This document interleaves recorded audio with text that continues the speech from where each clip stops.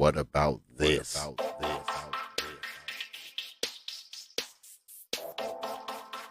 What about that? What about that? What about that? What about that? What about that?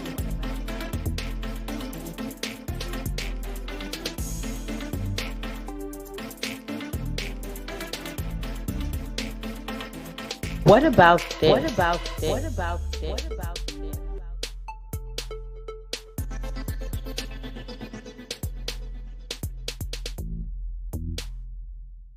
What about that? What about that? About that?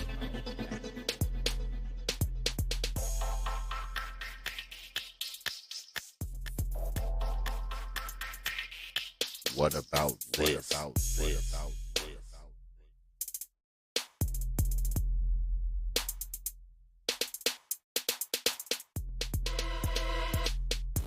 What about that? What about that? What about that? What about that? What about that?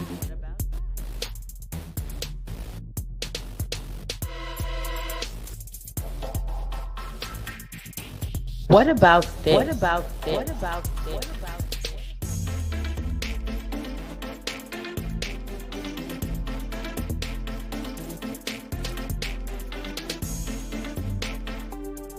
What about that? About that? About that?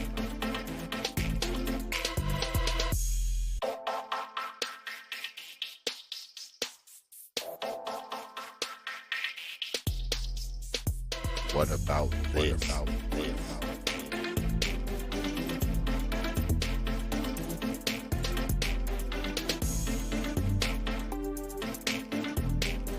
What about that? What about that? What about that? What about that?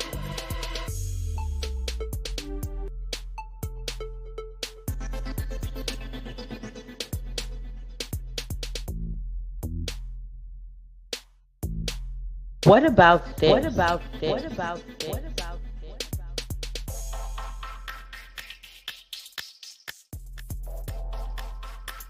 What about that? About that? About that?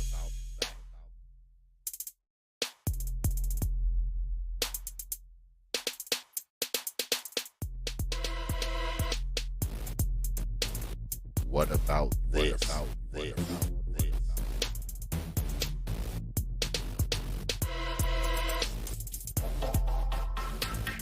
What about that? What about that? What about that? What about that?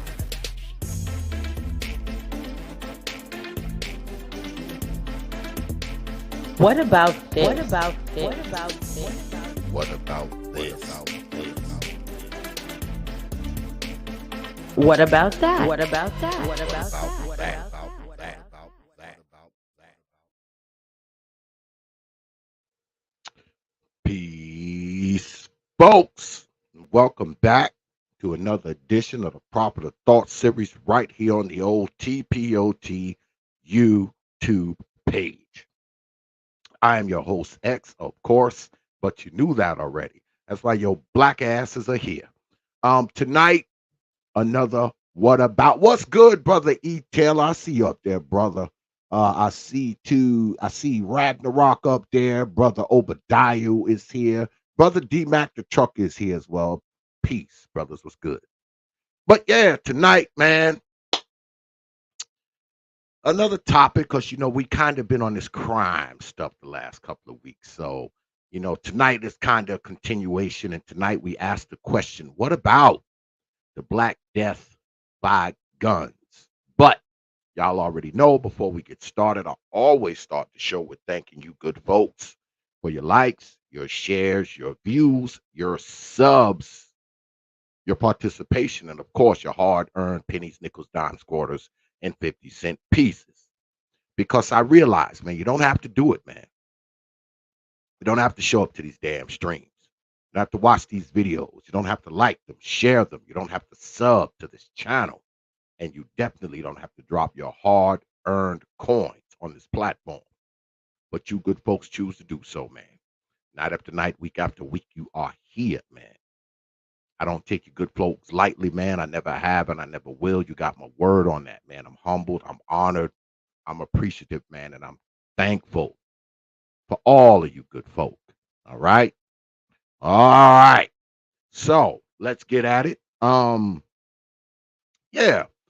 We've been kind of on this crime thing. I think I've been hanging around Brother Supreme too damn much, boy, because he got me looking at these damn statistics and articles and all this kind of shit. And some of the stuff I'm going to show y'all tonight, man, is gonna be quite striking.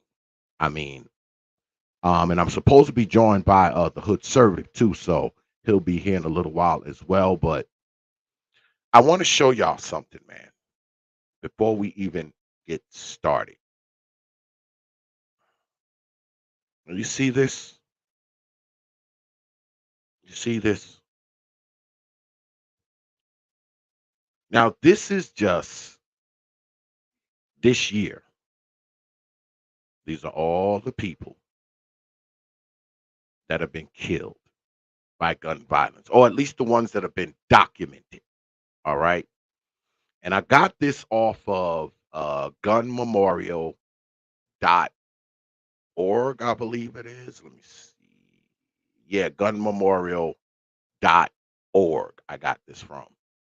And, I was able to kind of, like scroll it and, record it and make it do this shit. Because look, no hands, mom.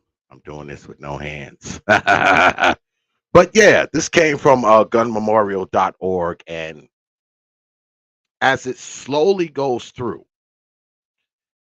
it speaks of, or it shows the pictures of people who have been killed by guns. Now, we're only the first week of April in, right? And this memorial started, I hope y'all caught it. It started from January 1st all the way up till present time, I think April 2nd or something like that. I'm not sure what day I did this, but up until that day. And like I said, these are the ones that have been documented because it goes on and on and on and on and on because I'm going to show y'all the site later. But it goes on and on and on like forever. Now, what you're looking at now is the month of January. And if you look at this scroll here, you see, a handful of white folk and a handful of females and a handful of Latinos, maybe. But if you look, that's why I have it going so slow. If you look at these photographs, you will see that most of these people on this photograph are overwhelmingly male and overwhelmingly black. Most of the people on here are black people, and most of those black people are black men. Now, like I said, there's a few, females here, and a few white folk here and there, a couple Latinos sprinkled in, and, maybe an Asian or Martian or two are sprinkled in. But for the most part, we're looking at black people who have been murdered by guns. Now, we often talk about this stuff, right? We often talk about, and yeah, this thing is going to scroll all the way up until April. Because remember, what you're seeing now, see that? It's January 19th that just went by. Yeah, and it's still scrolling. It's going to scroll for a minute. Yeah, it's going to scroll for a minute. You're going to be amazed how long it scrolls. I'll probably be done with my little spiel before this is done.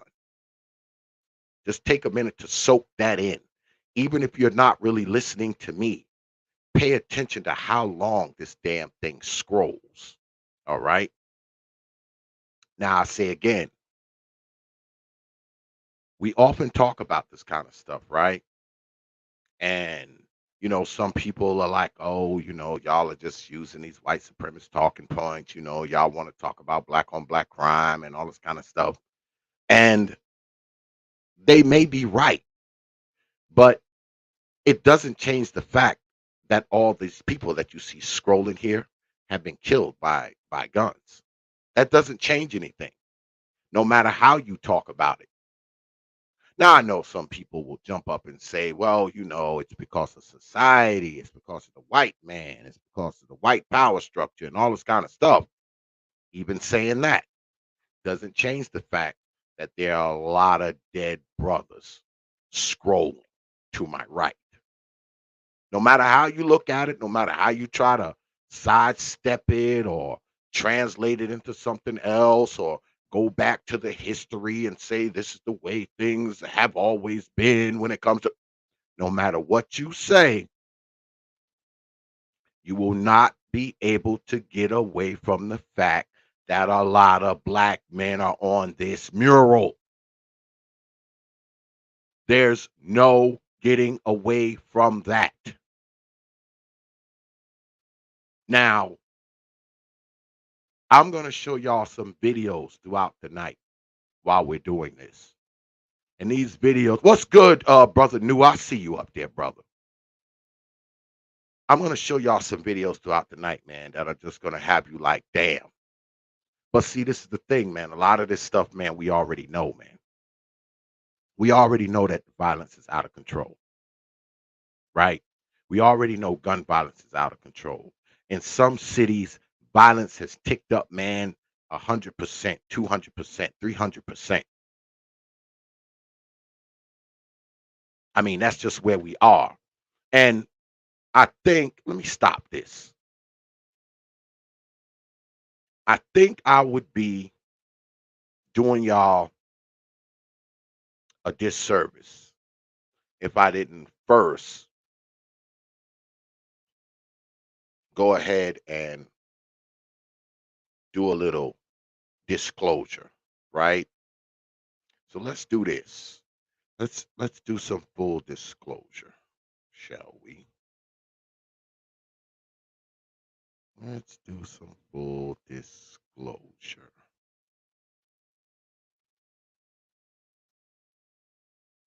Get rid of that. Do this here. Because those of you who follow the Prophet of Thought series,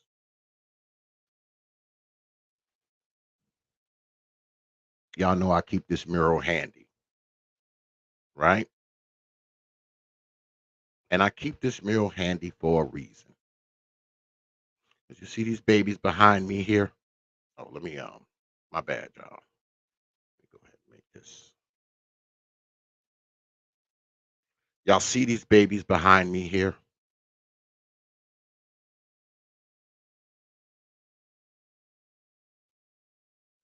Every single one of these babies was killed by a gun. Every single one of them. And this is only four. This is four of, I think, a couple dozen children that got killed during the 4th of July weekend. And this was in 2021, I believe.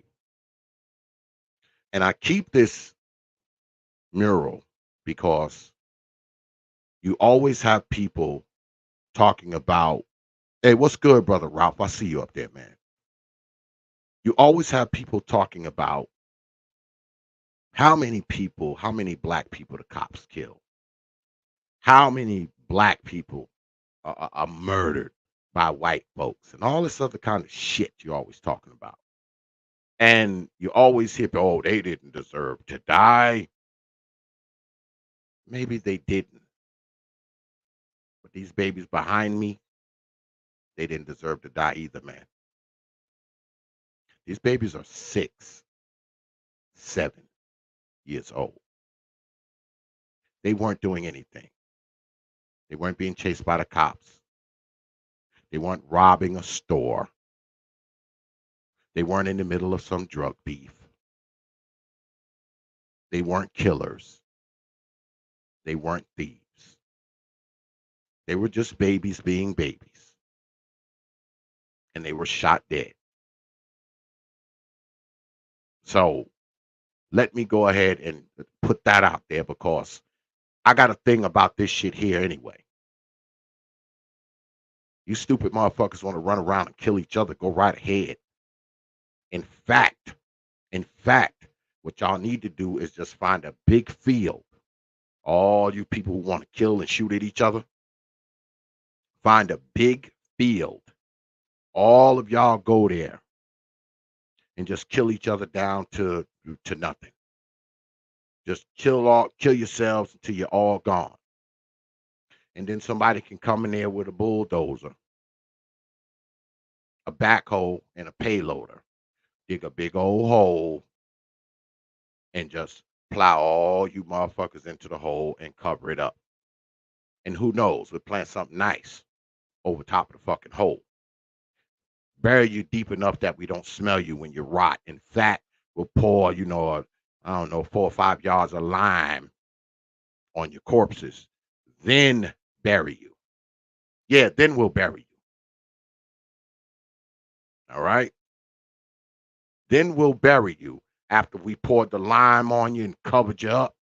And then plant some nice lilies or some daffodils or some roses or or maybe some nice azalea bushes so we can forget you were ever there.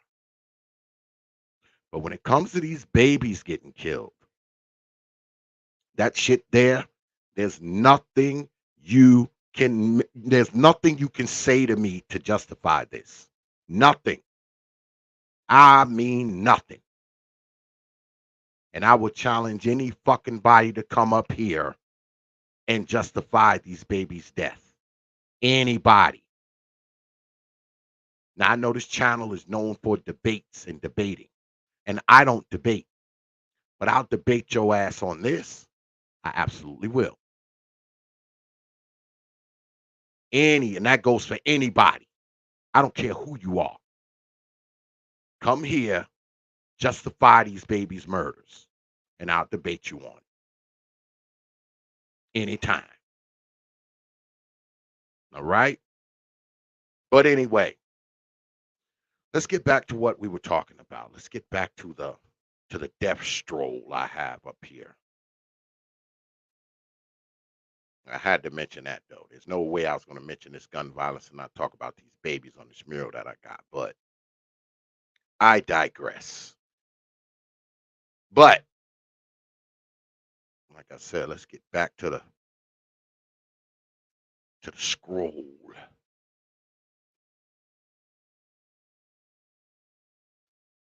All right.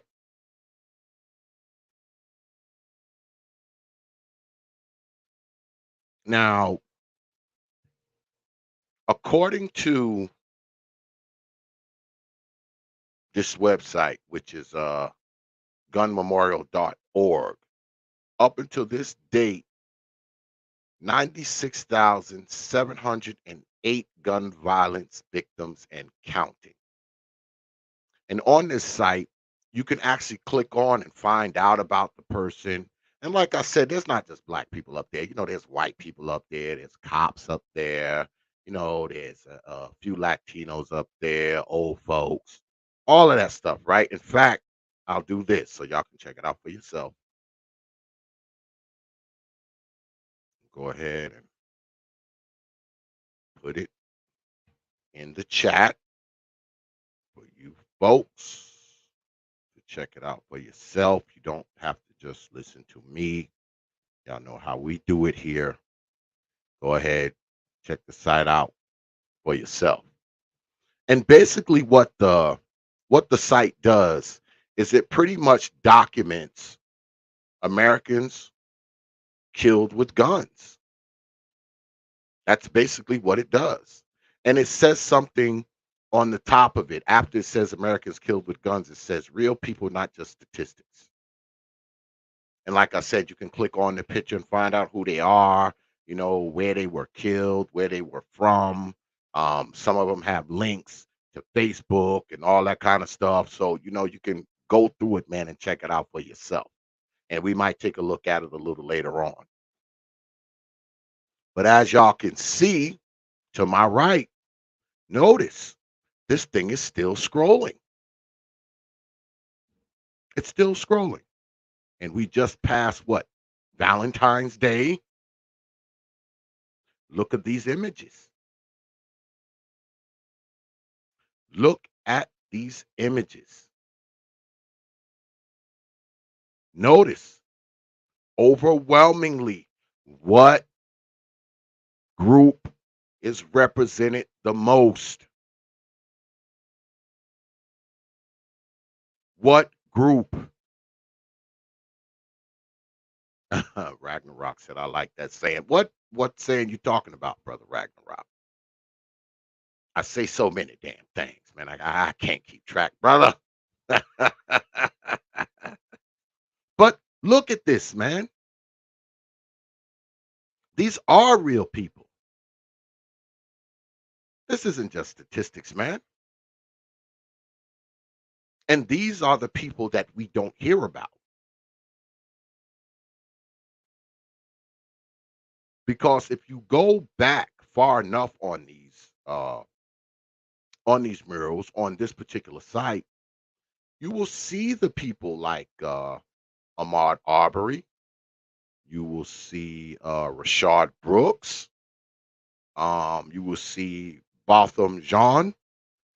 Now, you will see people who have been killed by the police as well. But most of these people on here, man, were not killed by the police.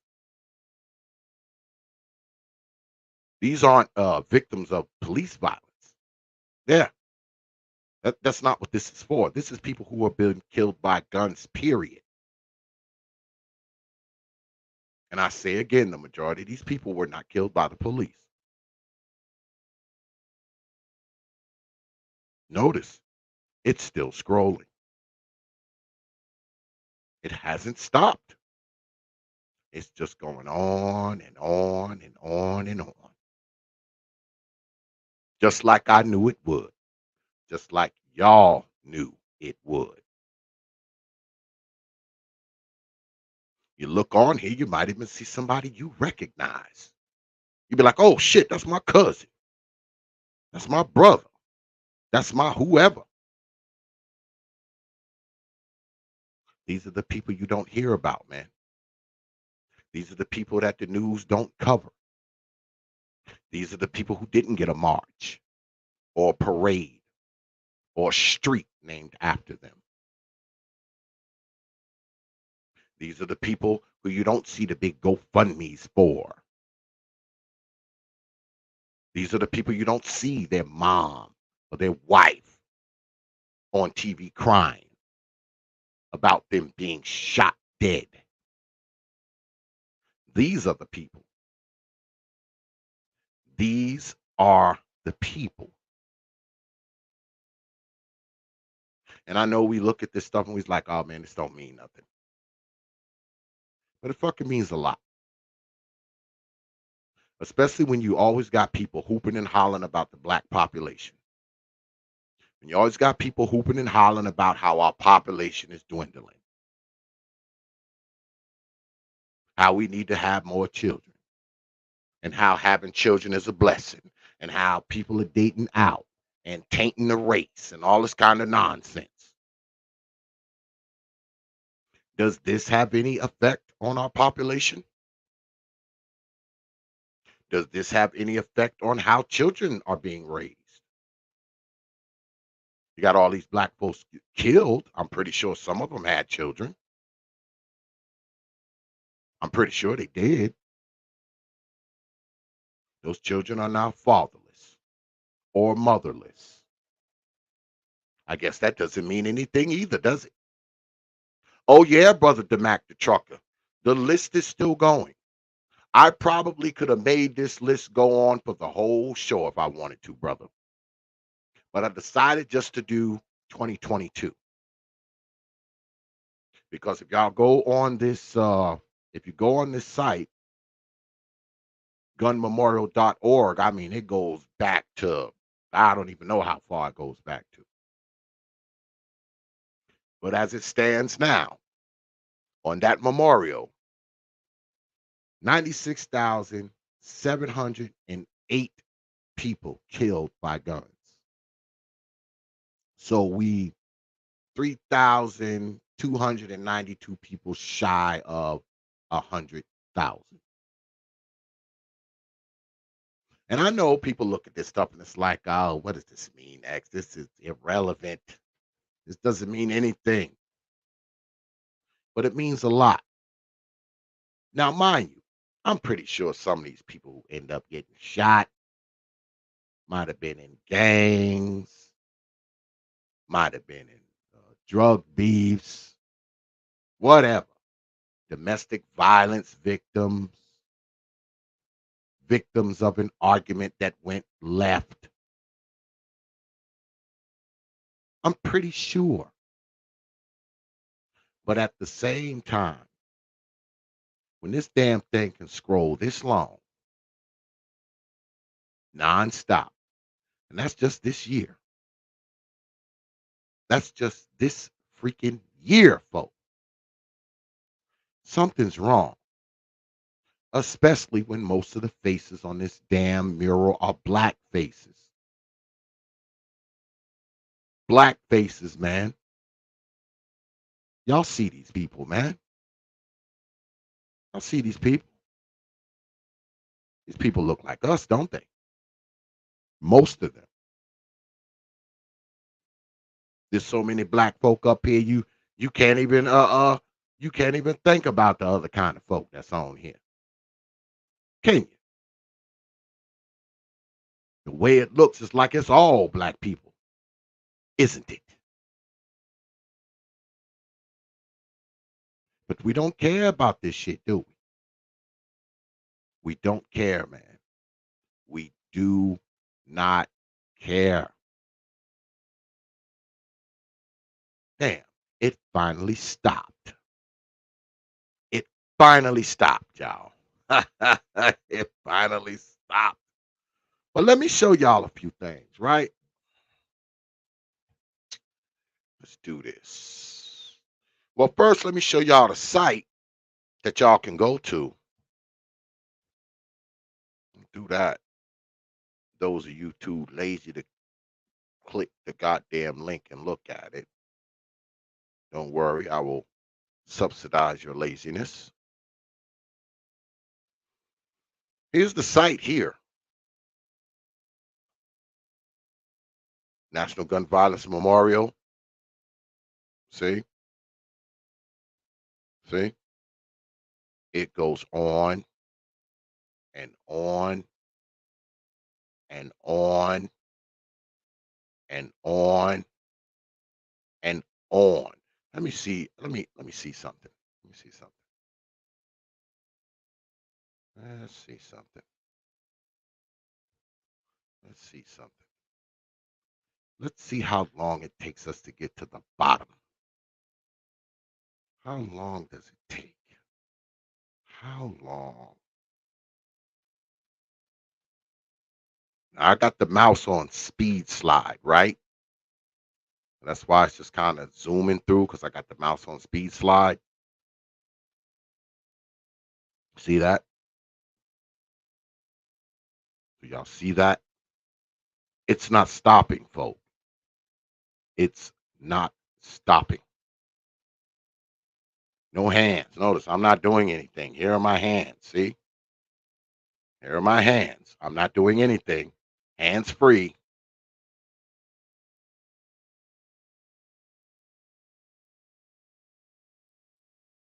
Look at the faces.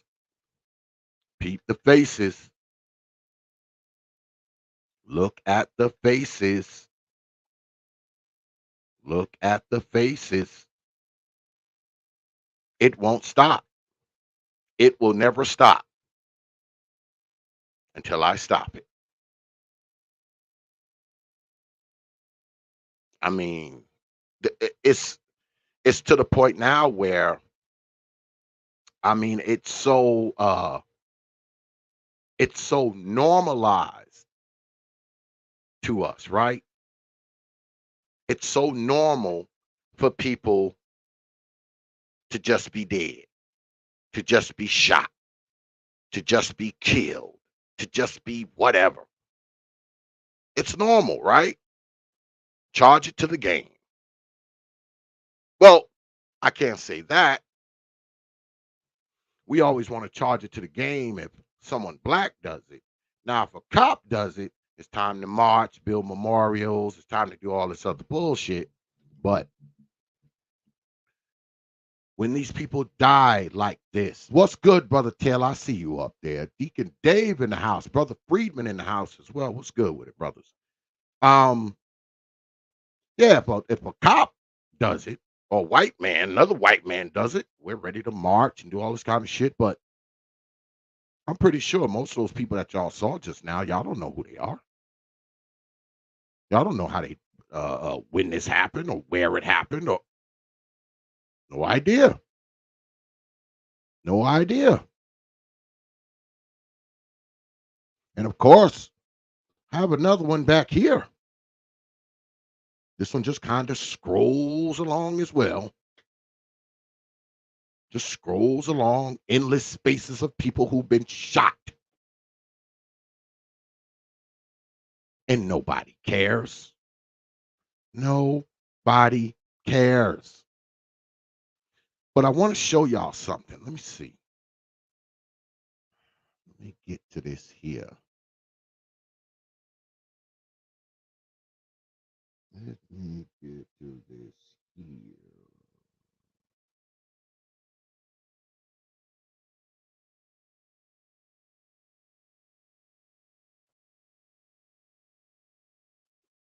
Get to this here. Thought I had this video queued up. Guess I didn't. Now we're going to talk about Philadelphia, man, because Philadelphia has been one of those places, man, where the crime has really freaking gotten out of hand. But I want to show y'all a news clip, and then I'm going to show y'all a couple more videos. So tonight is show and tell, y'all. So be prepared to see some shit, okay? Be prepared to see some shit. And fair use, god damn it. Fair use. God damn it. Fair use, Negroes. Fair use. Have a listen, folks. I'll see y'all on the other side. And told us that Sam Collington was shot and killed. Samuel Collington, a Temple University senior, killed Sunday in an attempted robbery. A vigil Thursday honoring the 21-year-old, renewing calls for change and accountability. The city of brotherly love now facing a nearly 12% increase in homicides from January 1st to late November. Homicide rates in Philadelphia continue to grow. This mural actually has the names of those killed or injured by gun violence over the years in the city. Most of those people are Black. Now, you heard that, right? Most of the people killed by gun violence in the city are Black. Most of the people killed in the city are Black. All right? Now, I know, it doesn't matter. Charge it to the game. That's white supremacy. I know. I get it. It's all white supremacy and white folks and the white power structure and all that kind of stuff. Makes it so most of the people killed in that city are Black people. But let's continue. Specifically, 83% of those shot in Philly are Black. 83%. Now, we were talking about this a few nights back when I had Brother Supreme on here. 83% of the people killed, Black folk. Now, that means every 10 folks murdered by gun, 8 of those people are Black. And y'all are trying to tell me that this has no effect on our population growth? It has no effect on how children are raised. It has no effect on Black society at large. None of this means anything. It's nothing, right? But let's continue. Black people making up nearly 82% of fatalities. Among those killed this year, a pregnant woman and her unborn child shot after her baby shower.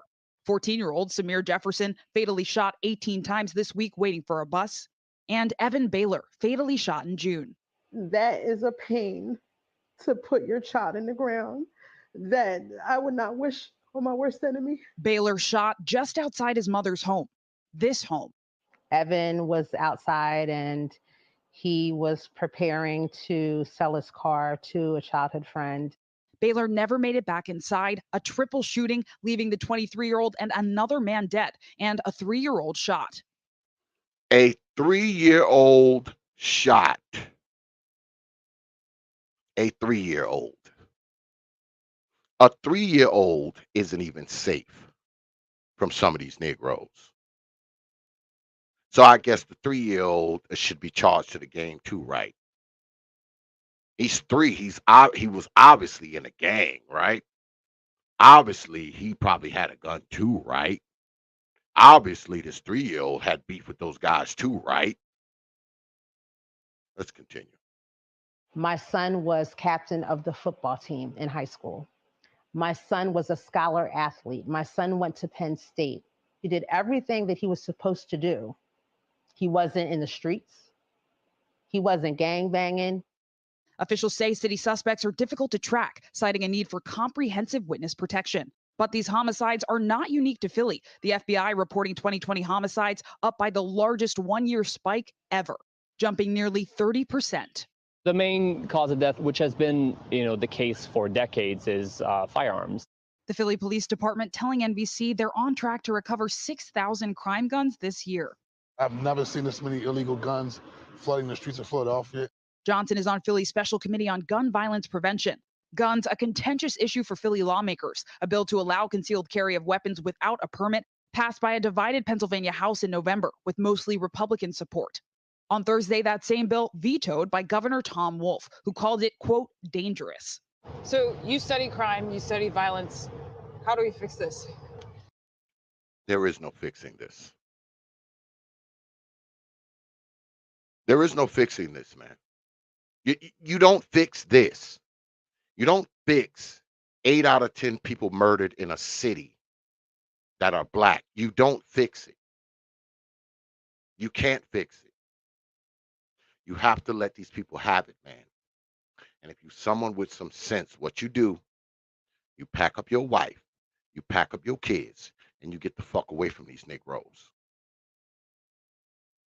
That's what you do. You pick up your wife, you pick up your kids, and you get the fuck out of there. That's the fix. There is no fixing this shit. Now I know, these white folks, want to sit out here and psychoanalyze, why it happens and, why people have these guns and why they shoot people but they've been doing this pseudo psychoanalysis of this shit for years. What's good with it, brother Perfect Black? I see you up there, brother. They've been doing this bullshit ass psychoanalyzing of this problem for years. Nothing's changing. It's getting worse. Black people are dying by the dozens. These incidents aren't isolated. These incidents aren't one-offs. These incidents aren't just some random thing that happens here and there. And this is one city. One city where this is happening. But let's continue. These are long-term problems that require long-term solutions, that require long-term commitments, real commitments. City officials now calling for an increase in investments in education and community programs. We want to make sure we're supporting our young people and investing in them so they don't pick up a gun in the first place. Let me tell you something, man, because I got something to say about that too.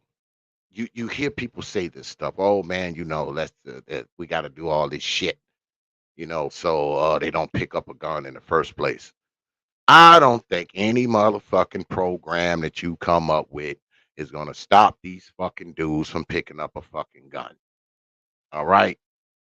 Because by the time they done put their goddamn hand on a fucking gun, it's probably already too late. Especially when you're talking about an illegal gun. Because, see, gun laws don't stop anything. Gun laws don't stop anything, man. Because most of these dudes running around here, man, shooting in parks and killing little kids and carjacking and shooting old ladies and shit. You actually think making gun laws tougher would have stopped them from getting their hands on those guns? You actually think they went into somewhere and bought that gun legally, got a license to carry it? You think they got paperwork on it? Think that fucking gun still got a serial number on it? The people who run around and do this shit, man, guess what? Most of those guns, man, they ain't buying from no gun shop or no gun fair.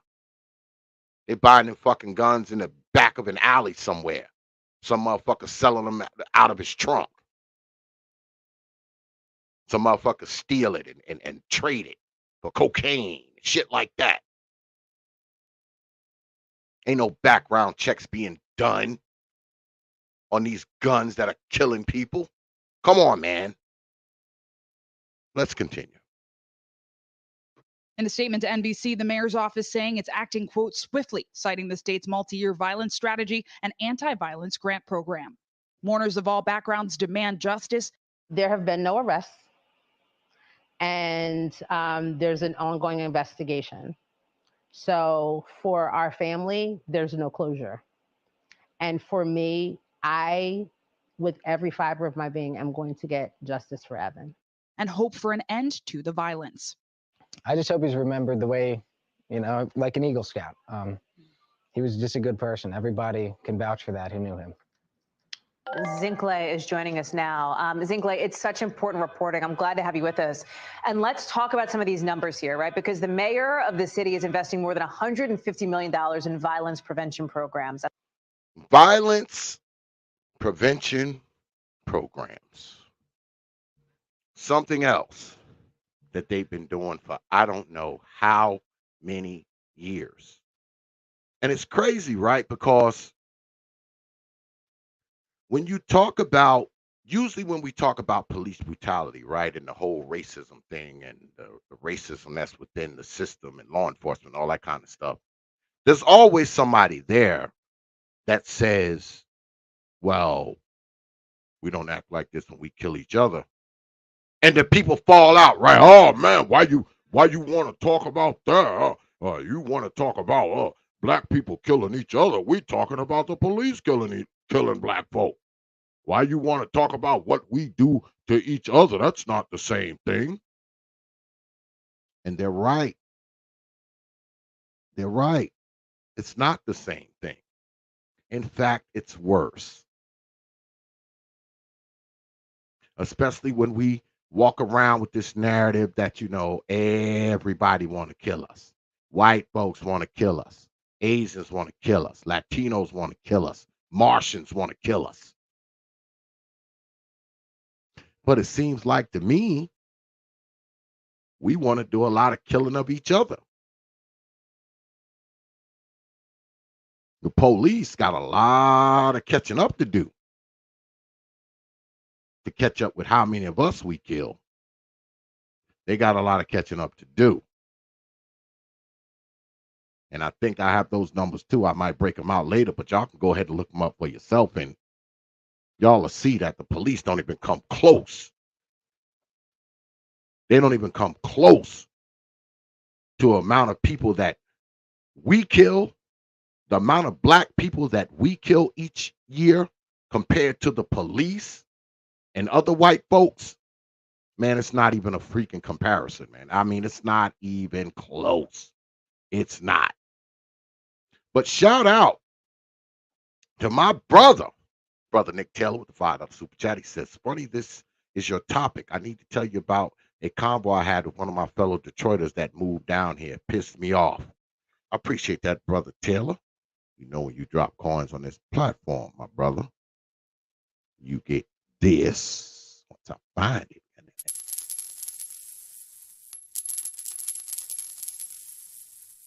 I appreciate you dropping your hard-earned coins on this platform. Appreciate that, brother Taylor. My brother. Yeah. So and I'm pretty sure. Hold on, y'all. Let me look on the camera. Dog out there barking. Hold on.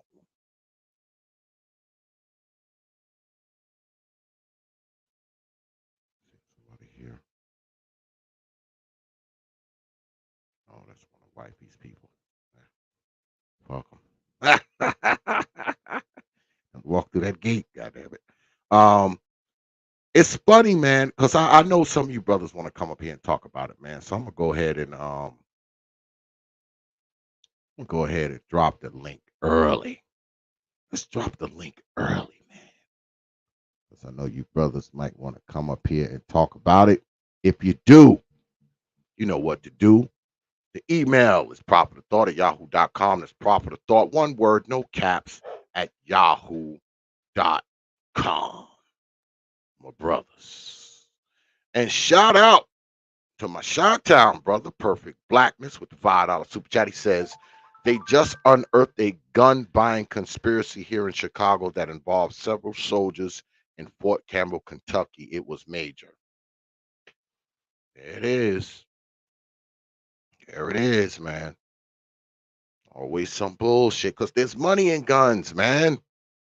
I appreciate that, brother Perfect Black. You get this.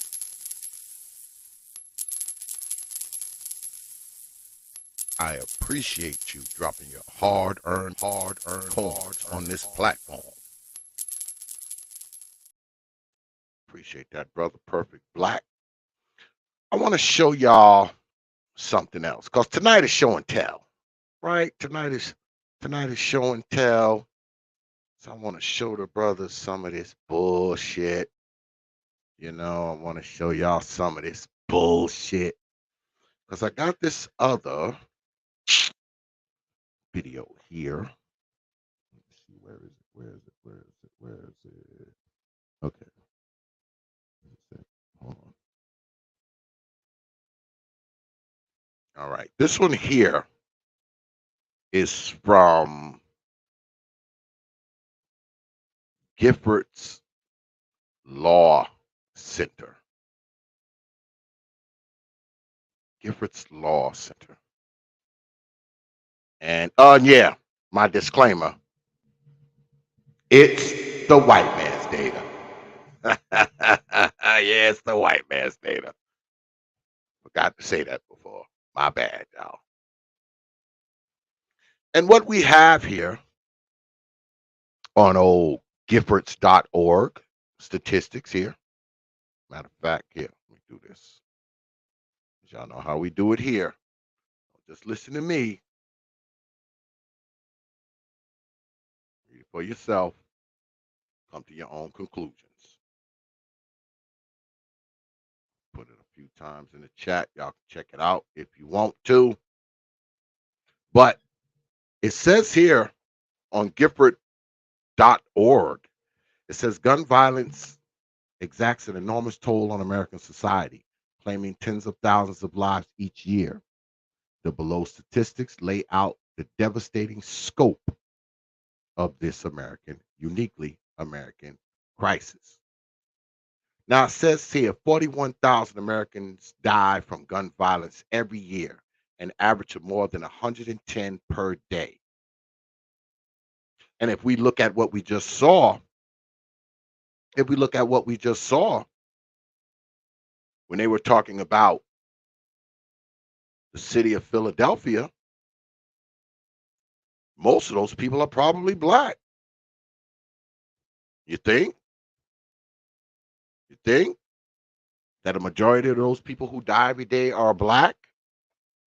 Especially in certain cities, of course, being that there's more white people than there are black people, I'm pretty sure a hefty amount of white people die as well.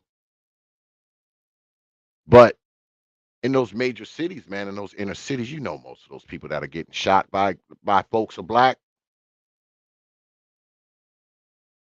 and most of those people who are shooting them are also black. Because that's what it comes down to, right? We can't just talk about the people who got killed. There's also another element to it, right? The people who are doing the killing. They're probably black too. The majority of them. Now I know it was a story one time where they said that in Chicago, uh, white cops was going around with blackface and um uh, uh, pretending to be black folk, and they were killing people and all this kind of shit, which I don't really believe could be true. But my man Perfect Black gonna come up here, so I'll ask him. He's in Chicago. I bet you he knows if it's true or not. Bet you he does. And check your email, brother Perfect Black. But let's continue. Let's go down, right? Let's read. Hmm? So we go down a little further, and they talk about how gun violence is felt everywhere in America. It says America has the weakest gun laws and have the most guns, 393 million, of any comparable nation. The U.S. accounts for just 4% of the world population, but 35% of the global firearm suicides. Americans are 25 times more likely to be killed in a gun homicide than people in other high income countries. And here there's a graph here, and they have all the other quote unquote high income countries, Switzerland, France, Canada, Norway, Ireland, New Zealand, Italy, etc. And you see where we are in the United States and where they are. Let's continue.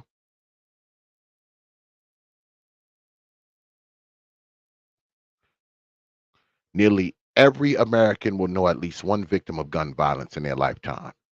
Over 1 million Americans have been shot in the past decade, and gun violence rates are rising across the country.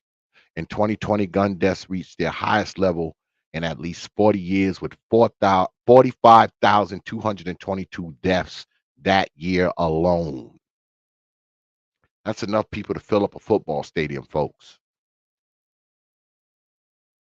Here they show you a graph where the gun deaths are on the rise nationally. Suicides, homicides, police shootings, gun violence takes many forms, often directed by who and where you are. The majority of gun deaths are suicides, while more than a third are homicides. And they show you another graph. You see the blue here, that's suicide. You see the red, that's homicide. You see this dark black here, that's police shootings. And this here is unintentional and undetermined shootings, whatever the hell that means. Whatever the hell that means. But let's go down a little further. Gun access triple suicide risk, they say.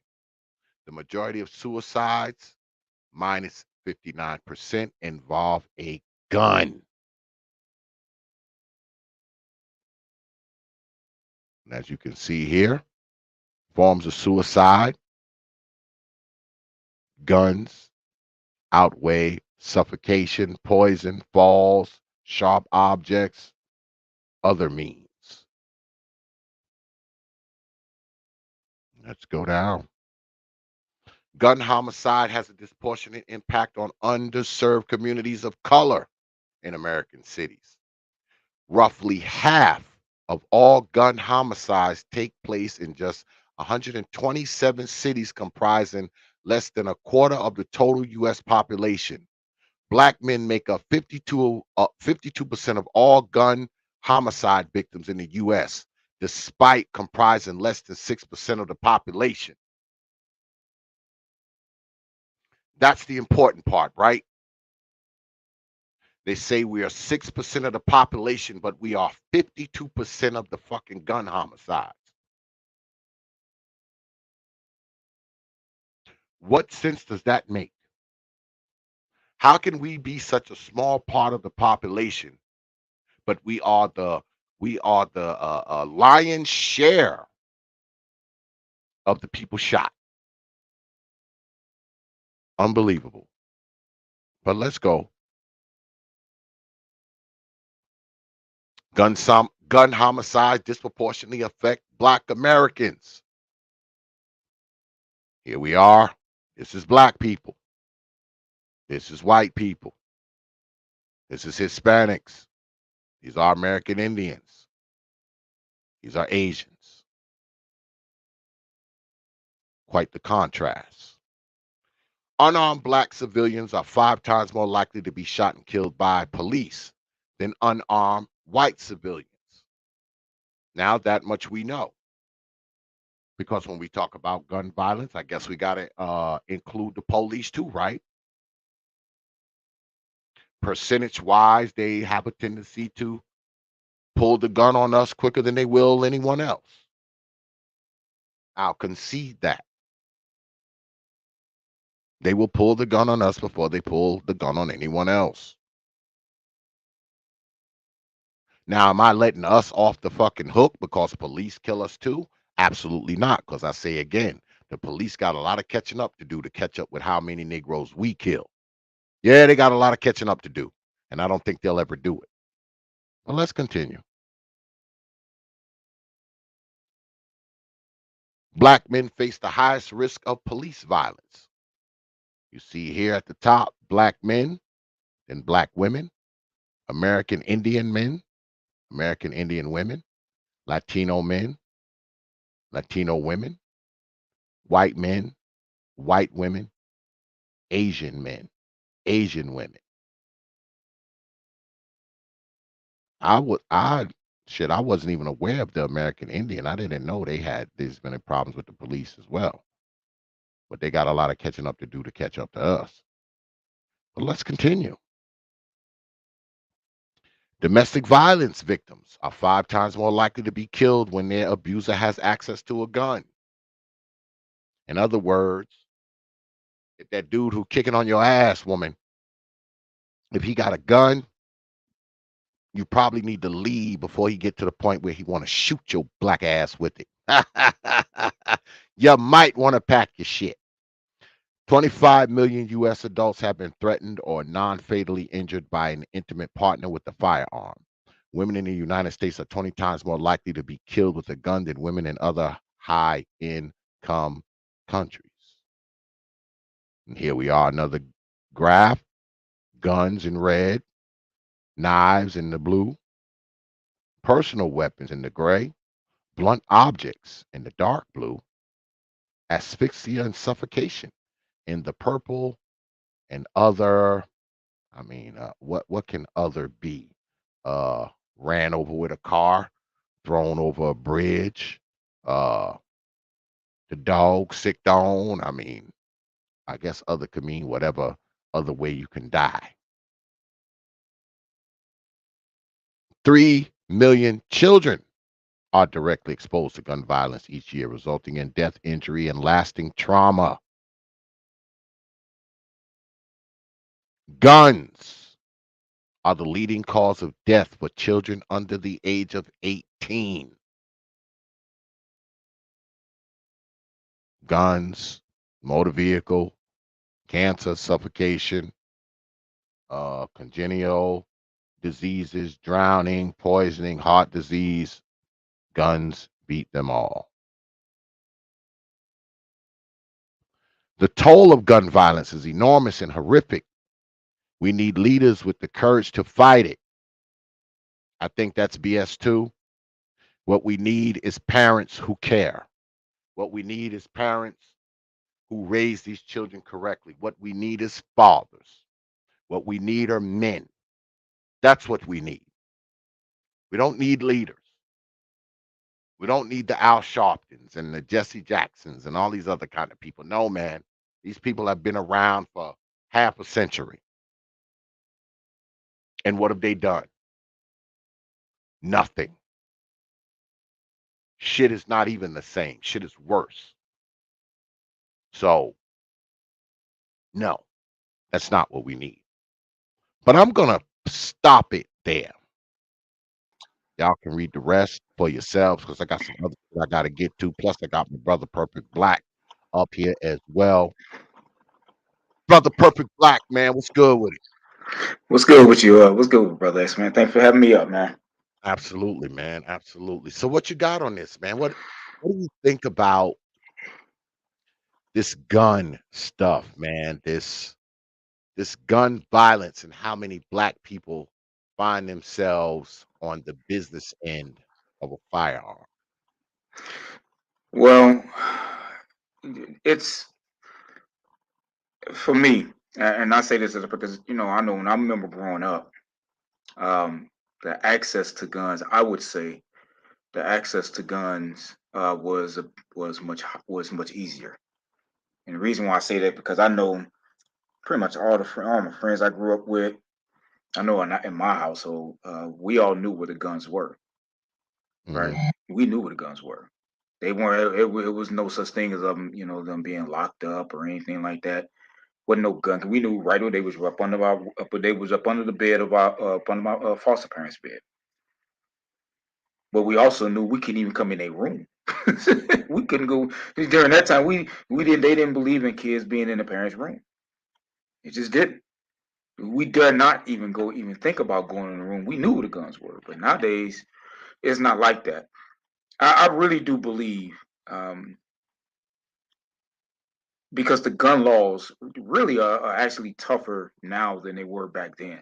But it's because they're tougher now than they were back. It's harder to get a gun now than it was then. So you have to ask yourself what has changed, right? Human beings themselves haven't changed. It's within the black community. What has changed is it's been a drastic cultural change, and where I'm gonna go there and say that when we got the rise of the single mamaism in these communities, this I'm not saying that that is the cause, but it surely correlates very well. Causation versus correlation. When you get the rise of a single motherism and feminism and all that, but in particular the rise of single motherism and fathers out of the homes, this is what you get.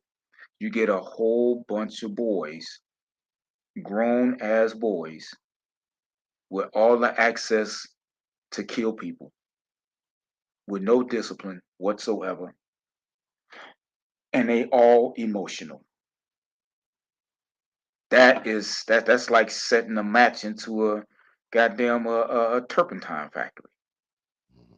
That's not a good combination, right? So, and I say this, I am a big proponent of the Second Amendment. I believe in I believe in open carry. Oh, absolutely. Now, I believe that there are certain guns that should not be within the hands of civilians, or even the police department, for that matter.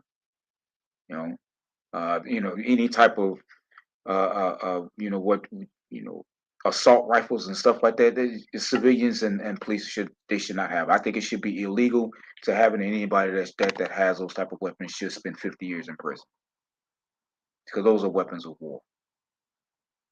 A civilian should it doesn't do. There's no need for a civilian to have an AR-15 or MK249 or M60 or AK-47. There's no need for a civilian to have those type of weapons. None whatsoever. No one can make me believe that you need to defend your home with a goddamn AK-47. Those type of guns should be completely illegal to have. But like I said, I do believe in open carry. I absolutely do. Because now, one of the kids that I coach, As a kid I was really close to. He was just recently shot in the head, but he survived. And he's going to have a lot of difficulties and toughness and everything. And based how I hear the story and how it was going down, um, the kids haven't been too honest with the police. I don't think they likely was playing with some gun, and he was the victim. Now, when you think about that, these kids got all this access to guns. What is going on? And I know what his life, what his home life was about, and it really wasn't good.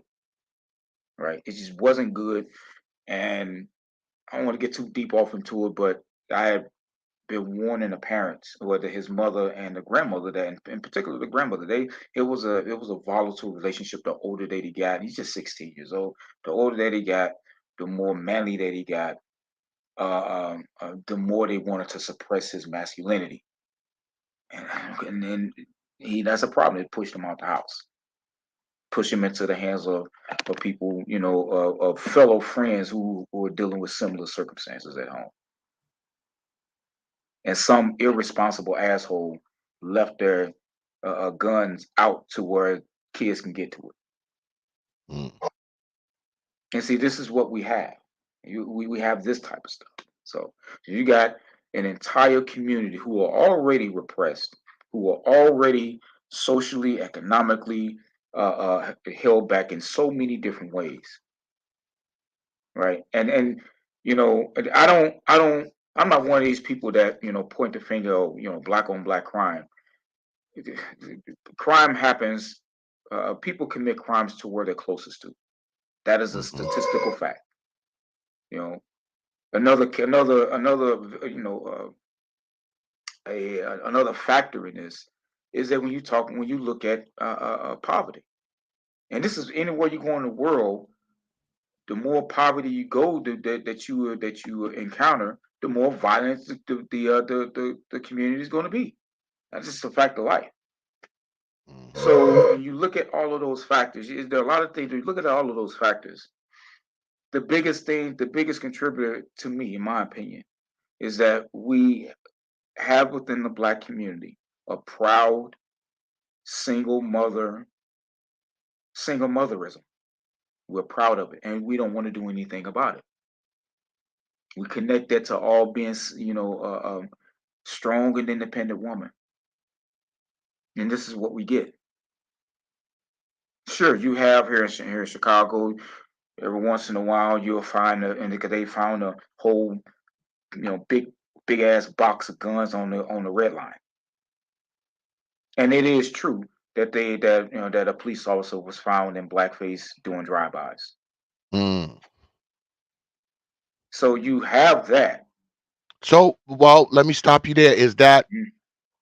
Was that a thing though, or was it just one or two rogue police? Is it like 20 of them, 30 of them, 40 of them? Like, was it just a couple of cops that wanted to fuck up black folks' lives? Well, this is something that Chicago, especially the mayors, have been really quiet about. They don't really want to put too much information out about that. But from the people that I've spoken to who got some good knowledge about it, got good contact about the situation, they believe, and this is something that the FBI came out with, the FBI statistics came out with, is that somebody got a lot of background. Oh, but one of the things that they found was that they believe that there's some rogue elements within the police department that are really tied with gangs. Now, this is something that you mean to tell me that people in the Chicago Police Department are corrupt? No, that doesn't surprise me. But the police department. I mean, this is something. These are things that the FBI has found pretty much throughout the nation. Through these police departments, they're finding,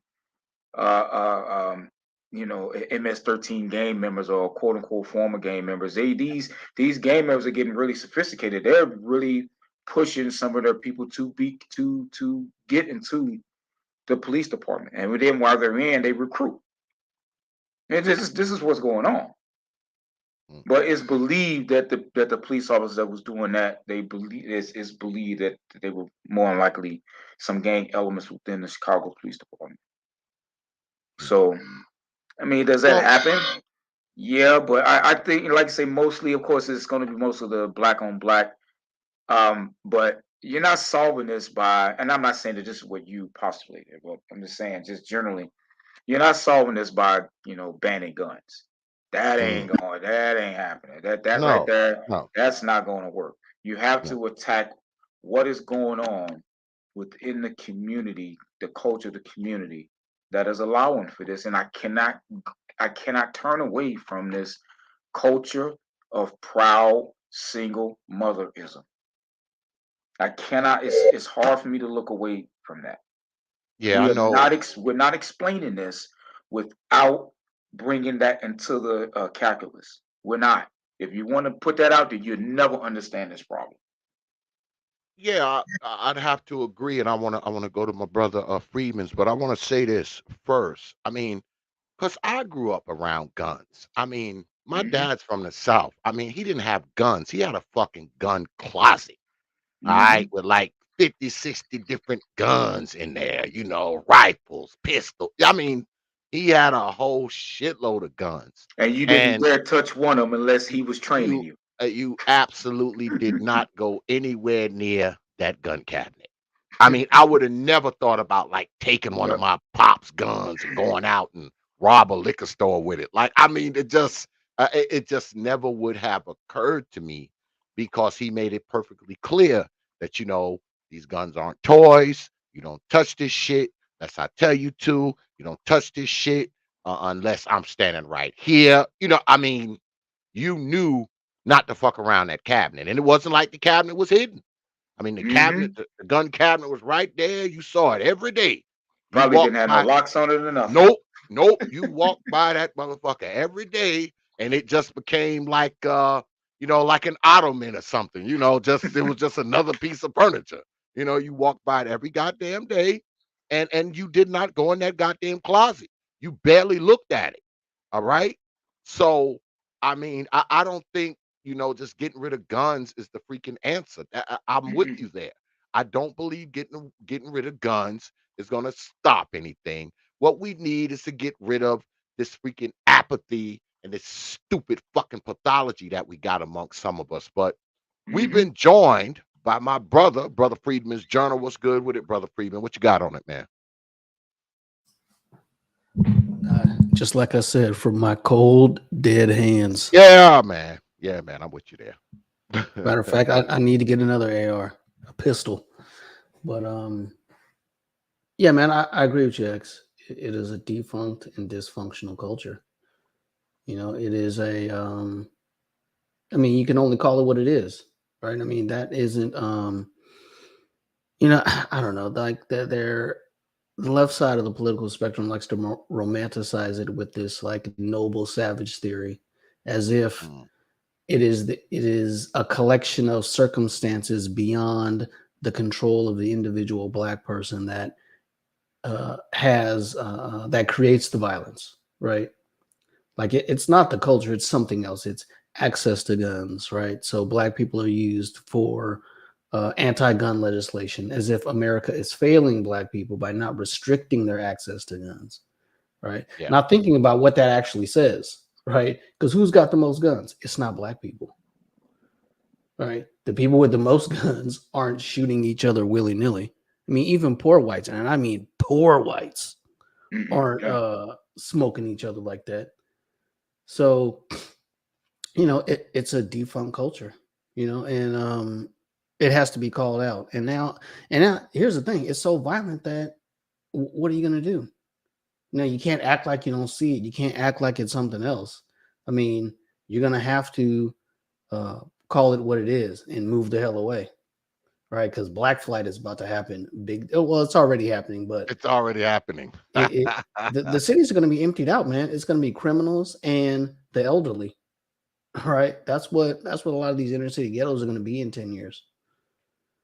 Yeah, So I don't know. We'll see. yeah, I agree, man. I mean, the only thing you can do, man, is get the hell away from. I mean, if if the neighborhood that I live in right now, man, if all of a sudden, man, I turn around and 2 and 3 and 4 people done got shot right around here, we start looking for a house tomorrow. Yeah, we start looking tomorrow. We don't wait to see if person number 5 gonna get shot or person number 6 gets shot. No, we start looking for another place tomorrow. And whatever the hell I gotta do to get us up out of here and in it, that's what I'd be doing. I mean, because like you said, man, I think that the the true crux, the nucleus of the problem always gets covered up with some BS, right? It always gets covered up with, well, people are living in poverty, people are unfortunate, uh, the gun laws aren't strict enough, and but if you look at the cities, if you look at some of the cities with some of the worst gun violence rates, man, when you talking about Chicago, New York, places like Yeah, that, man, the gun laws are strict as hell. yeah, they real strict here. It's hard to get a gun here. Hell yeah, and it's like Legally, it's hard it, to get a gun here. it's virtually impossible to get a fucking gun in New York. It's virtually impossible. But boy, don't stop Negroes from getting shot daily. So I mean, they got to concede the point that stricter gun laws, that's not the solution. That's not it. I don't know what is, but stricter gun laws definitely are not the solution because some of the states with the stiffest and most stringent gun policies have the biggest amount of gun murders. So, and most of those murders, are not being done by people who have legal, registered, licensed guns. The mass majority of them don't. You know that those people who are getting shot by people who ain't got NAM piece of paperwork on NAM gun. That's right. We know that. I would say probably about 90 to 95% of the gun homicides are done using guns that that people had no legal right to have. Yep. They bought that shit out of the trunk of somebody's car in a fucking alley some damn where. But we've been joined by my brother, the one and only Nick Taylor is here. What's good, brother Taylor? Hey, bruh, I'm sorry. Hey, can you go back around and come around? I got some background noise right now that I'm going to have for a couple of minutes. It just popped up. Okay. And I don't want to poo-poo your stream. Go ahead and roll. Okay. Yeah, man. I just think that if you're going to I think home is a big thing, man. I know people tell me all the time, oh, X, you're always talking about parenting. You're goddamn right. I'm always talking about parenting, man, because isn't that where it begins? I mean, do these people just become these miscreants, said to wells, and leave from their parent house, and now the rest of society has to fix them? That just doesn't make any sense to me, man. It just Well, doesn't. I honestly believe that the nation the nation doesn't want to do anything uh,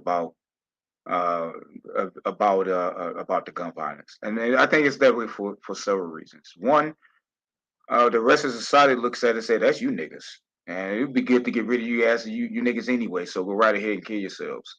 Two, to really address this issue is really going to start bleeding off into other third rails that this nation don't want to touch: feminism, women's rights, and all this other type of stuff.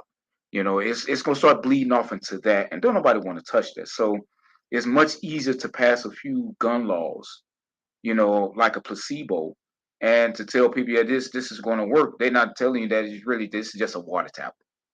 It's not going to do anything, and they know it. The politicians that are passing these laws, they know it. They know it's not going to do anything. These people are not stupid. They know exactly. They know exactly what is really causing these things. It's not one singular thing, but you have to start doing things that will begin to hit at and reverse this negative culture. That it is not within their interest to do it. It is not within the nation's interest to lessen the gun violence within the black community. It's not, because it's from these very same communities where they're getting NBA players, NFL players, and all this other type of stuff. Because of these people, if these communities started to to do what's better and have better parenting and all that, now you're going to have less entertainment. You're going to have more doctors and lawyers and that type of thing. So it is not within the nation's interest to see the Black community have lesser gun violence. It is not within the interest of this nation. I hate to say it, but it is what it is. It's not. It's just not within this. So they're not in a hurry to pass any laws that will be really, really beneficial that to where they begin to, reverse this tide. They are solely content on it happening mostly in the Black community, and they're saying if you're not going to do anything about your own culture, we're not going to change. We're not going to really implement any laws that's going to be really, really consequential. And that's just the bare bones of it. It is. I'm clear now, X. Go ahead, Brother Taylor. You got it. Hey, how y'all doing? First, before I go this, now I'm going to respectfully disagree on the gun portion, but I'll take this part here where you said writing another gun law is just a placebo. It won't fix anything. Okay, well, that goes along with your saying that no one should be allowed to have a rifle. You can have a pistol and carry it open, but you can't have a rifle. I live in Texas. I'm from Detroit, Michigan, born and raised on the West side. I said assault rifles. There's no such thing as assault rifle. Assault rifle is that's the Sturmgewehr. That was the first assault rifle that was made for World War II. Bill Clinton put the word assault rifle into the lexicon. The difference, but there isn't a standing army on this planet that its weapon, its service weapon is an AR-15. Not one. I'm a three-time battle vet on 2 different landscapes. Got the bumps and bruises and bullet holes to prove it. But okay, you may be right about the AR-15. No, I am right about the AR-15. That's fine. But I can tell you that law enforcement, they sure have M4s. Don't tell me they ain't got those. And that's what I'm talking about. I know I didn't say that. You didn't say that. You didn't say that. And you didn't mention law enforcement either. You didn't mention. No, you said that us regular folks, if it was up to you, we wouldn't be able to have one. I said regular folks and law enforcement. Okay, you can roll the tape back, and I said. Okay, well I'll give you the law enforcement part. Okay, I'll throw that one in. But guess what? I still got AR-15 is a semi-automatic rifle. The AKM that you can buy if you're in a place that you can purchase it is not the same as an AK-47. Number one. Number two, the AK-47 is no longer a standard issue rifle. The AK-74 is. It went to 5.45 from 7.62. If they don't have it's not a two position select fire rifle. The civilian version you can buy it is not the same rifle. It is not the same. I can take a regular hunting rifle, a regular Remington 700 with a wood stock, and take it off and put on a polymer stock and put a scope, and you will see that same rifle and go, oh, I'm the dude. That's the same rifle. The guts is the same. That's like I bought it, like you got a car, but just because I painted it red, now it's a bad car. But as long as it was a blue car, now that's one thing. Something else too. Now on the shooting part, more people are killed in the firearm realm. More people are killed with handguns than long guns. It's not even close. Okay, brother, when I said what I said, I wasn't meaning to get into. Okay, go ahead. Well, I mean, you've been I've been sitting in the back for all this time, but go ahead, bro. No, you're right, man. Go ahead, man. Go ahead. You got it. Now, so most of the gun crimes come in places, like you said, that have strict gun laws. So you know what that means? You think the people that have it and doing this don't know that law is in place? Know what they saying? Fuck your gun law. The only people that abide by gun laws are the law-abiding people. Who are the targets? Who are the targets of the illegal gun owner? Either another illegal gun owner because there's some drug shit or some robbery shit or some gang shit. Them, I'm going to tell you right now. Like I say, I'm from gangland. I never was in a gang, but I'm from gangland. Same thing, like what X said. Daddy had a house full of, all of us had guns. Hey, Daddy had a house full of guns. When we go shoot, we go shoot. I'm a gun carrier. I was a gun trainer. I was a safety trainer for 2 years. It don't make it. Is somebody going to do something bad? Then suicide. Look at the high numbers of suicide with a gun. You think the people that commit say, well, damn, I was going to kill myself, but being I don't have a gun, I guess I better just figure my problem out. No, they just going to whack themselves another way. Hey, I'm going to say some unpopular shit. Let them. Let them, as long as they take themselves by themselves. Let them. And I'll shut up after this. You talking to a man that survived the home invasion that fought off 5 people after, and that wasn't even 6 months after I came back from damn Afghanistan. Ain't this some shit? That fought off 5 people with an AR-15. If I would have just had a regular handgun, would my skills have got me through? Probably. But why should I run that risk? Because somebody sitting up in a suit and a tie with a D behind their name somewhere saying that I shouldn't be able to have this to protect myself from these fucked up people that's coming here to do this. Oh, and like I said, I made the news. I made the statewide news. That wasn't my plan, but I'd be damn if I was going to let somebody gun me out trying to rob me of my own shit, my own house. So yeah, it's not happening, bro. That long gun thing, that's not the problem. That's not the problem. I own guns that ain't never shot anyone in their lives. Then hit steel targets, wood targets, paper targets. That's the only rifle that I have outside of me leaving the military that has shot another human being. And I'll step back. Brother Taylor, tell me you shot a motherfucker, man. Tell me you shot one of them motherfuckers. No, I shot them all. You shot all 5 of them. I did. All 5 of them didn't perish, but all 5 of them got hit. My dude. Because I'm telling motherfucker right now, but you running here. You running here. I'm not asking you shit. You just gonna hear no, I ain't asking. Kaplow. I ain't trying to stop somebody from killing themselves. I'm not trying to stop somebody from killing themselves. I ain't worrying about them killing themselves. Their ownness of life is on them. Just like my ownness of life is on me. So here's the thing. If you don't put your life in my hands, the last thing you got to worry about is me doing anything to you. Hell, I help you. But don't come over here fucking with me. Because at the end of the day, it come down to me and you. Well, it might be me, but I'm going to try to make sure it's you. Goddamn right, man. Especially if you're coming up in my crib where all my people are, man. You leave me no choice. You're forcing my hand. Yeah. I mean, you're forcing my hand. If you run up into my crib, you are literally forcing my hand, man. You're forcing me to shoot you.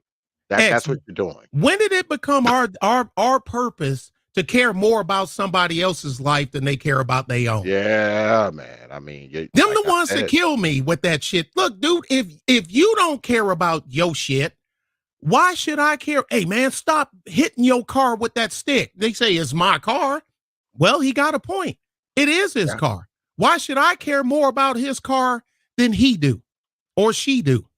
It's not mine. It's theirs. Now you start taking that same stick and you beating on my motherfucking Silverado or my Suburban, we gonna have some trouble. There's gonna be some problems because that's my shit. Yeah. I mean, you committing suicide. Because with a situation like that, right? And I'm from the land of get your head knocked off for minding your business. Detroit, Michigan. You get your head knocked off for breathing.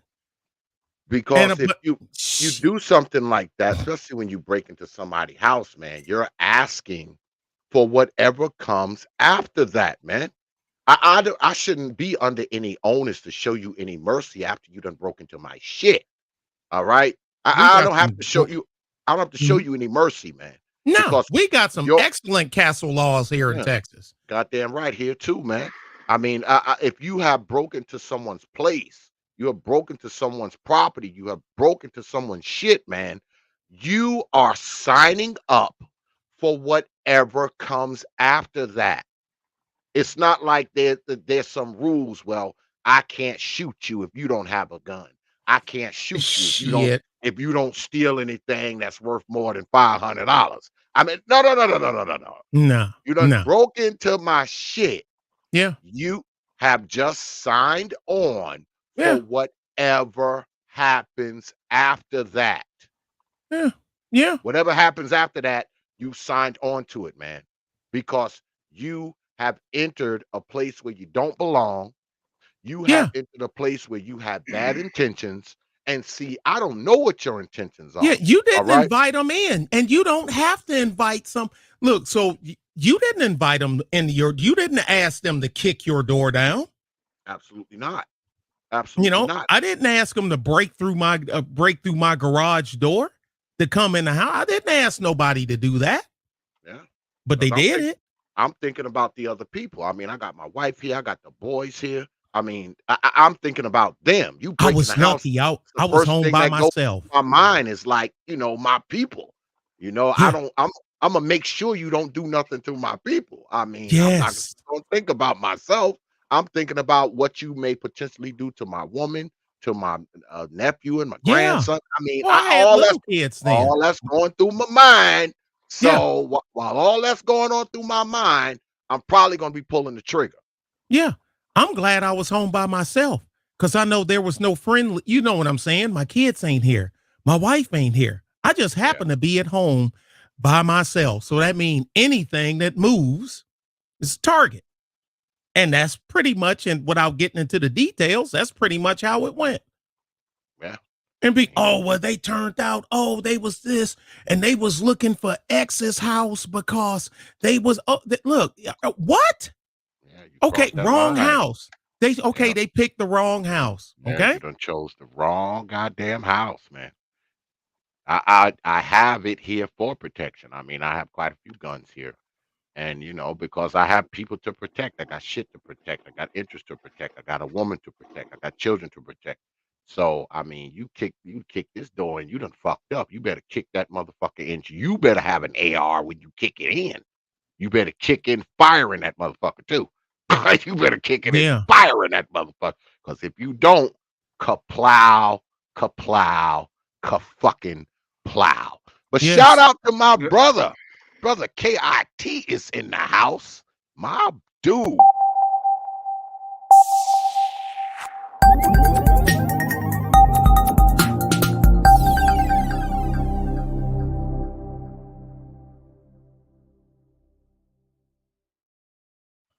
Y'all get on down there and check out my man. And if you didn't know, Brother KIT is the official timekeeper of the T.P.O.T.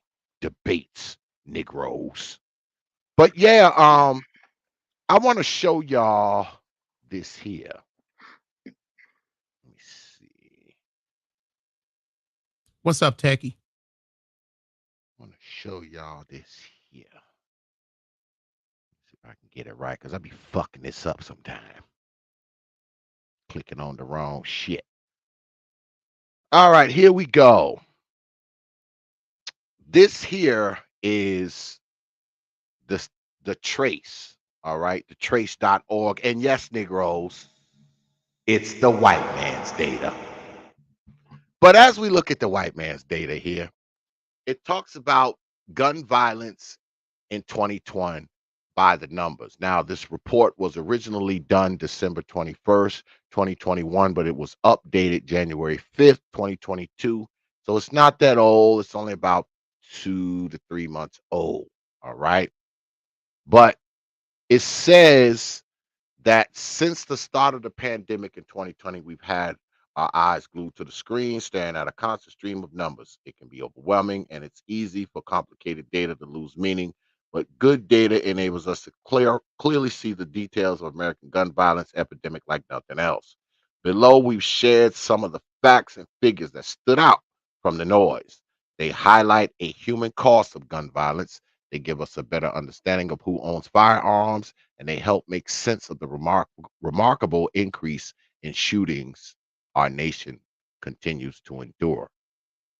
Now, they say in 2021, 20,726 gun deaths, excluding suicides in 2021. Now, this total, they say, includes murders, accidents, homicides that were ruled justifiable.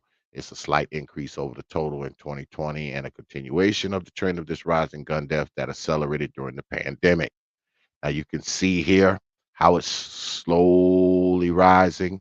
And they started the study at 2014 and it went all the way to 2021. And you can see the slow rise. Well, it kind of rose there, then it dipped, and then it rose again. They said 693, the number of mass shooting incidents in the United States in 2021. Two-thirds, the share of major cities that have seen more homicides this year than in 2020. 18.8 million, the estimated number of guns sold in 2021. And here you can see the yearly firearm sales estimates. I'm kind of like zipping through this, y'all, because I got a lot of shit I want to show y'all. 81.4 million, the estimated number of adult Americans who own firearms. I am one of those 81.4 million, goddamn it, Negroes. I don't care if I'm on this chart. 1.6%, the share of gun dealers with violations whose licenses were revoked between 2010 and 2019. They say in a sweeping investigation, a trace showed that the Bureau of Alcohol, Tobacco, and Firearms and Explosive goes easy on wayward gun dealers. The agency routinely downgraded punishment for dealers who were found to be breaking the law and revoked licenses in only the most egregious cases. 22, the number of people killed in school shooting incidents in 2021. 68,000, the number of guns recovered from crime scenes in 2020 that had been purchased less than 7 months earlier. At least 200. How many ghost guns the NYPD has recovered in New York City throughout November? Y'all know what those ghost guns are, right? They make parts of them out of a 3D printer, and then they order the metal parts online. They've been catching people with a lot of those, man. They've been jamming folks up because people have been literally printing gun parts with a 3D printer, and then just, I guess, they collect the most vital parts, the metal parts that they need. They order those parts, and there they are with a damn gun. 5 billion, the amount of funding earmarked for community violence intervention in the Build Back Better bill. Once again, I just don't think these violence intervention programs do anything, man. I think they're a waste. I just do. Maybe I'm wrong. Maybe somebody can come up here with some proof and show me that I'm wrong. But they've been doing this shit ever since I could remember. I'm in my damn 50s, and I'll be 100 and ash, and they'll still be saying the same shit. 6, the number of states that have passed permitless concealed carry laws in 2021. Iowa, Tennessee, Texas, Arkansas, Montana, and Utah all passed permitless carry laws this year. But let me tell y'all something about that. You are less likely to be shot by someone who actually has a legal registered gun. I mean, I'm in North Carolina and I carry. Many dudes that I deal with carry.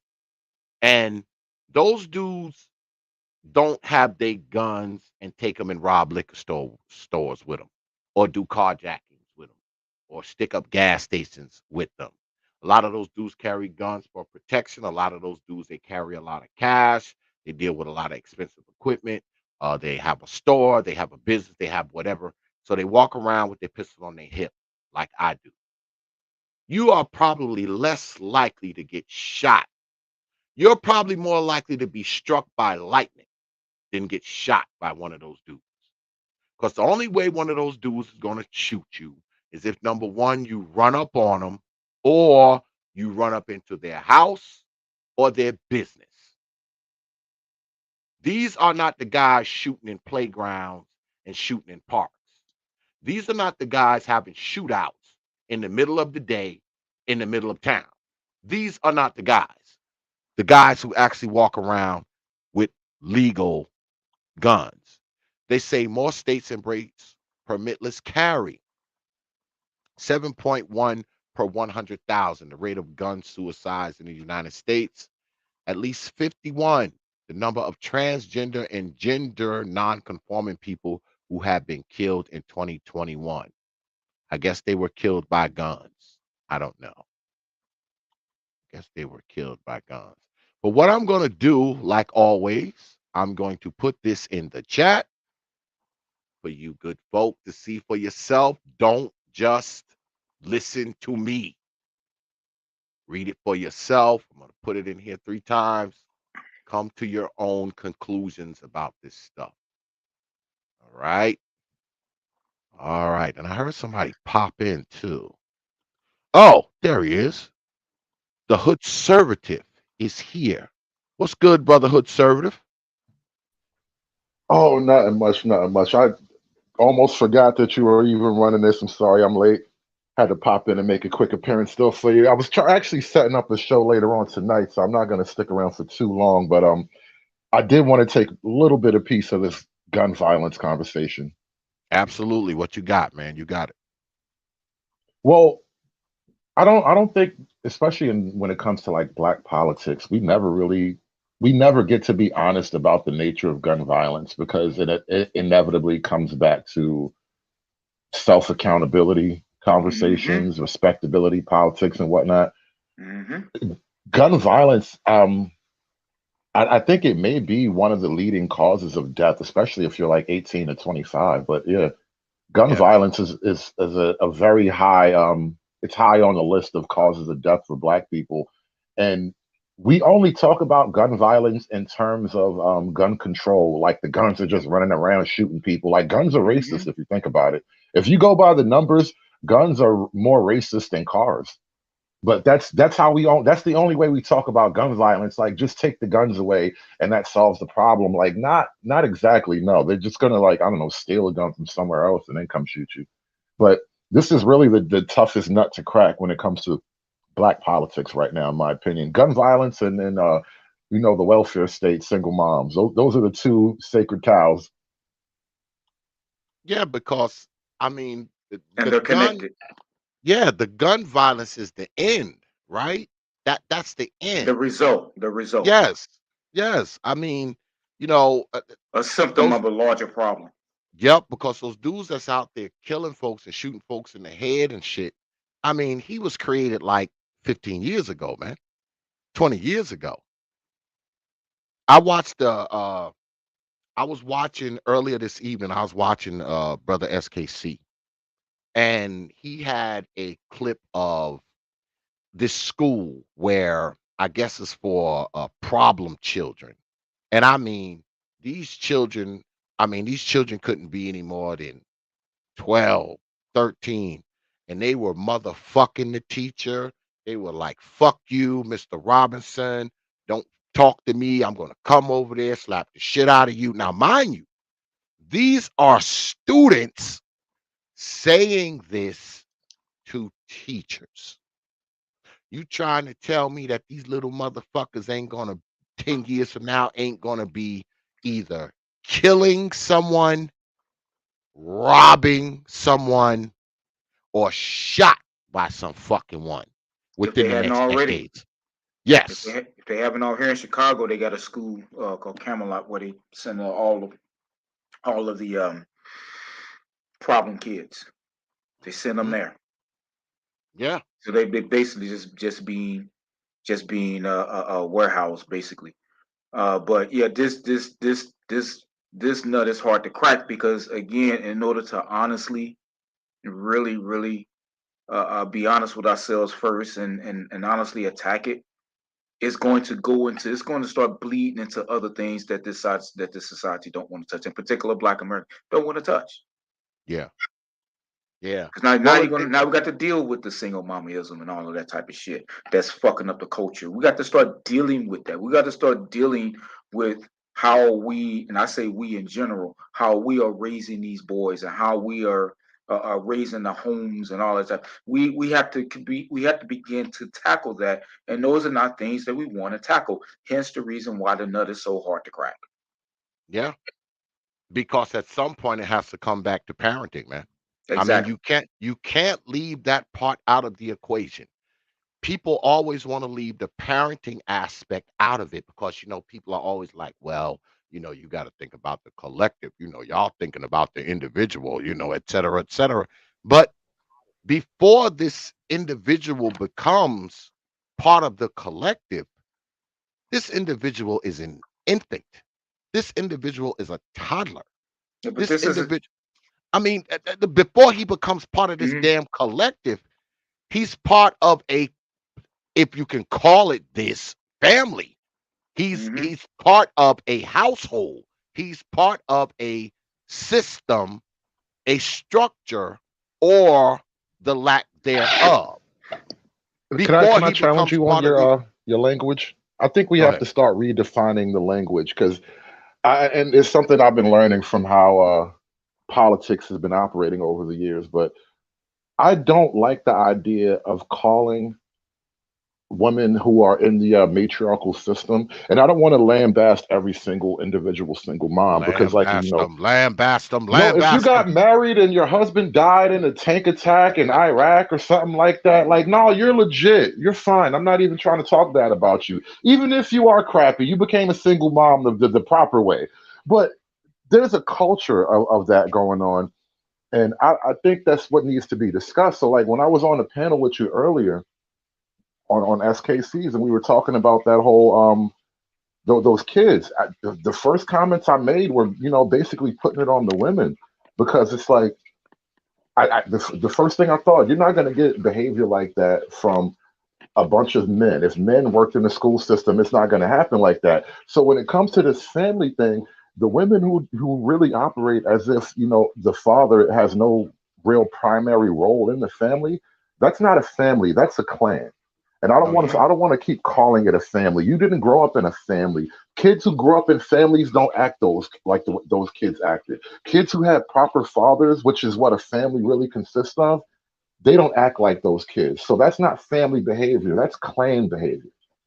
You're right. Exactly, and that's why problems like this. I hate when people individualize it because this is not an individual problem. This is a nationwide problem. So you can't apply individual explanations to this. This, like I said, this is cultural. This is macro versus micro. This is a larger problem here within the culture of Black America. And it This, starts at home, and it starts, in my opinion, it starts with this glorification of single mother-led homes. This is so a cancer so within the community. this is just part of this is just part of certain segments of black folks culture, you're saying, and in certain parts of black society this is just part of it. This is Yep, just this is part of it, and the gun violence and all of that. That is but an outgrowth. That is the end result. Yeah. Later on, I'm gonna do a show about, like, Disney and the woke teachers and all that creepy stuff. But mhm. something else had popped on my radar when I was researching that. Now, a lot of people are talking about how many teachers quit over this last year, and they're trying to blame, the Republicans and their laws and their, this anti-CRT bills and all that. And teachers really are quitting in droves. But one of the things I heard that's not really being discussed as a reason why teachers are quitting: child behavior. These Hmm. badass kids, it is not worth the money trying to educate your little nigglets. Just fuck them. That's I, what teachers are saying now. Fuck them. I'm out of here. Yeah. I had this discussion with some because I was actually asked to um, I was asked to apply for Chicago Public Schools to teach IT.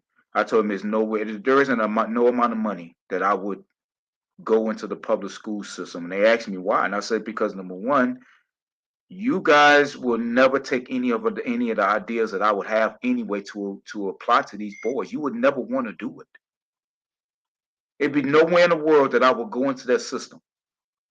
They couldn't pay me enough. You couldn't do it. I would never work in the Chicago in the school system, in the public schools, never, because they really don't want any answers, especially with these boys. Personally, I think it should. I think it should. I personally think that the girls and boys need to be split up. I don't believe there should be co-ed, classes and all. They should be split up. I don't know who did the study and whatnot, but they showed it hands down. I think it was Dr. T. Hassan Johnson had mentioned this, that when black boys are learning in all male environments, the graduation rate is like 90-something%. Mm-hmm. Black boys do better when you get them away from the girls and their old mammies and all that kind of shit. And not only that, because they can concentrate, but you get them in where they are being taught by men. Yep. They do far better. And in Chicago, in the public school system, they are actively avoiding, because to the extent that they want men to come in, it's just to be police officers, law enforcement, and that's it. Well, you even see that in when we have conversations around the manosphere. Like I've been in the situation where it'll be a panel full of men, and we'll be all having the type of conversations dudes have. Sometimes it even gets a little crazy, and then a woman comes on the panel, and everybody tucks their tails and becomes a whole nother guy. It's crazy, but just having women in the circle changes how men behave. You can't get around that. You want to know why? You want to know why? Want to know why? Do you? Do you want to know? You want to know? Oh, I know. It's because they be simping. Simping is life. No. Well, that too, but know why? That's they mama that walked in the room. That's they grandmama that walked in the room. When mama walk in the room, grandmama, big mama walk in the room, they shut the fuck up. Because what no daddy to defer to. They done gone back to their, what we call in the military, your base form of training. That's their, what's the base form of training taught to boys and even some of the girls when they mama, you shut up when I come in the room. They never grow out of it. They never grow out of it. If you never grow, if the easy way, dude, if it's never in you, like me, I look at you like you lost your fucking mind. But and I will straighten your ass out. It's not in me to be washed out. You can't get, how many times have y'all watched all these videos all over YouTube and Instagram and all kind of other stuff? Chick all up, little old chick with her weave flying, helicopter eyelashes flying, all up in the dude face. And when they start clapping them hands, you know it's on and cracking. And do all that. The dude don't say nothing. She hitting him. But when he decided to return fire, every Negro that was watching for the cheap seats, here they come. They jump up and they jump on the dude. And what do they say? That's a female, dog. Tell me y'all ain't seen them videos from all over the United States. That's a female, dog. None of them dudes put down their phone to stop recording to tell her, hey, chill out. Chill out. Look, know why? Because again, that's they mama. They wasn't taught to do that. They were taught to let women, females, have a free reign, right, wrong, or indifferent. I will stomp a mud hole in your ass. Black, white, Mexican, Asian, male, female, do not get in my zone. Don't touch me. Don't get in my face. I can take an ass whooping just like the next guy, but I can give it too. I'd rather we just go our way. But dudes can't even walk away. Black dudes can't even walk away from these black chicks. Now, where they live, I don't live where they live. Fuck that. That's why I keep my ass out of Detroit. I go in, say hi to everybody. Hi, y'all, love you. Bye. I'm the fuck out of there because I'm too old to be going to the pen. I done made it this far in life without it. I ain't going. They see they mama. That's they mama. That's why when the chick comes on the panel, they shut the fuck. Either they, hey ma, like they gonna get some pussy through the internet, or they just nut all the way under. That's they mama.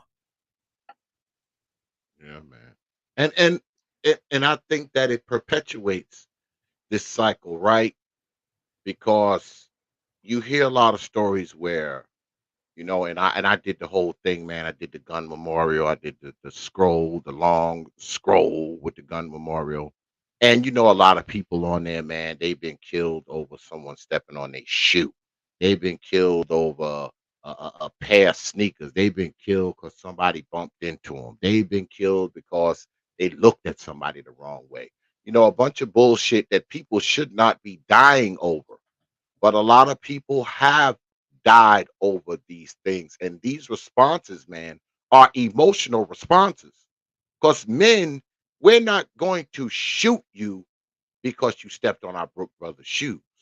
We're not going to shoot you because we don't like the way you're looking at us. Our response isn't going to be, let me pull out the 50 and shoot you because you stepped on my shoes.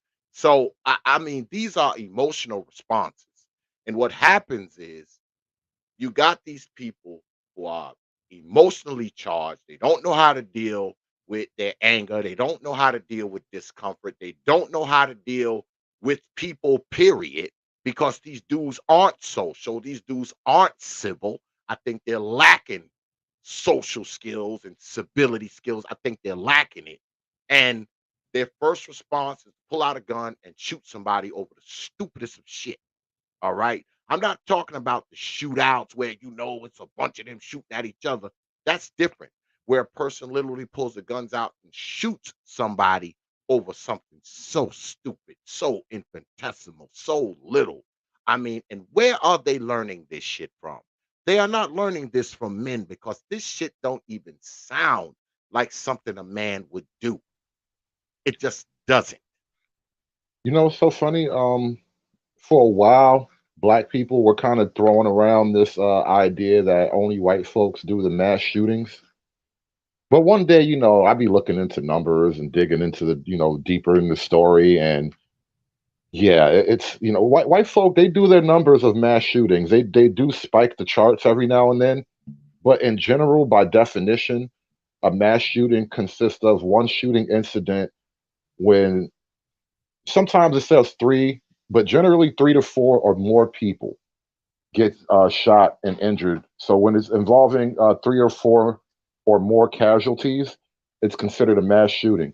So when we have, places like Chicago where it's like 150 people shot over a weekend or something like that, obviously a lot of those are considered mass shootings just from the incidents. I've seen videos of technically mass shootings in Chicago, and just recently in what was that, Seattle or Sacramento, someplace on the West Coast. Sacramento.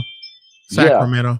And look how quickly this mass shooting gets buried. If that mass shooting was done by, a Todd or a Bob or a Chuck or a Larry, by we'd glacier be hearing glider. about this. Right. We'd be hearing about this 24/7, how you got to disarm white men, and white men with guns are secretly the new terrorist threat. They're the new incel threat and all that. But, we don't hear anything else about this story because it was a brother man. Right. Yeah, that happened. That happened right after the pro-gun side posted a bunch of mugshots of mass shooters. They were like, "Whoa, can't talk about that anymore." That was it. Next day, it was like off the headlines. They don't even use the term. I'm sorry, bro. I'm sorry. Go ahead. I thought you was done. I'm sorry. Go ahead. No, I'm done. Go ahead. No, it's just X. The thing you read from the trace, right? That the puff piece you was just reading from earlier. It says the number of people killed in school shooting incidents in 2021 was 22 people, right? Which is a problem because I don't think children should be getting shot unless that child got a bayonet and trying to stab you in the neck with it. But 22. You know what we call that in Detroit? Friday. Yeah. Yeah. And they talking for the whole year. Yeah. Whole year. In Detroit, we call that Friday. Yeah. That's Okay. Saturday. That's Saturday And night in Chicago. yeah, Saturday night in Chicago, Friday night in Detroit. That's what we call Friday. That's all I got. But I think the problem is, especially when you're talking about the inner cities, right? They don't want to, cause see, they don't want to label it as a problem with black folks. What they'll say is, well, the underserved, communities have a problem, with gun violence. And then they give you a whole litany of reasons why this takes place, right? They talk about underemployment. They talk about the despair. They talk about the lack of opportunity. They can never say, well, these freaking black folks, boy, they just killing each other like a motherfucker. I would love for Don Lemon or one of them other motherfuckers to just get on TV and be like, look, man, we killing each other like a motherfucker. I would love to hear that, but you will never hear it because, see, the last thing they want to do is to appear racist. See, that's the thing. See, when you talk about what black people are doing, even if black people are committing murders and shit like that and killing young children and all of that, we cannot make it seem like it's a primarily black thing. We cannot, pigeonhole it, down to just black people because, see, if they say that, they will be accused of being racist, even though all they're doing is telling the truth. That's why I was to see shocked to see the reporter, and she was a black reporter. She was talking about the killings in Baltimore that year.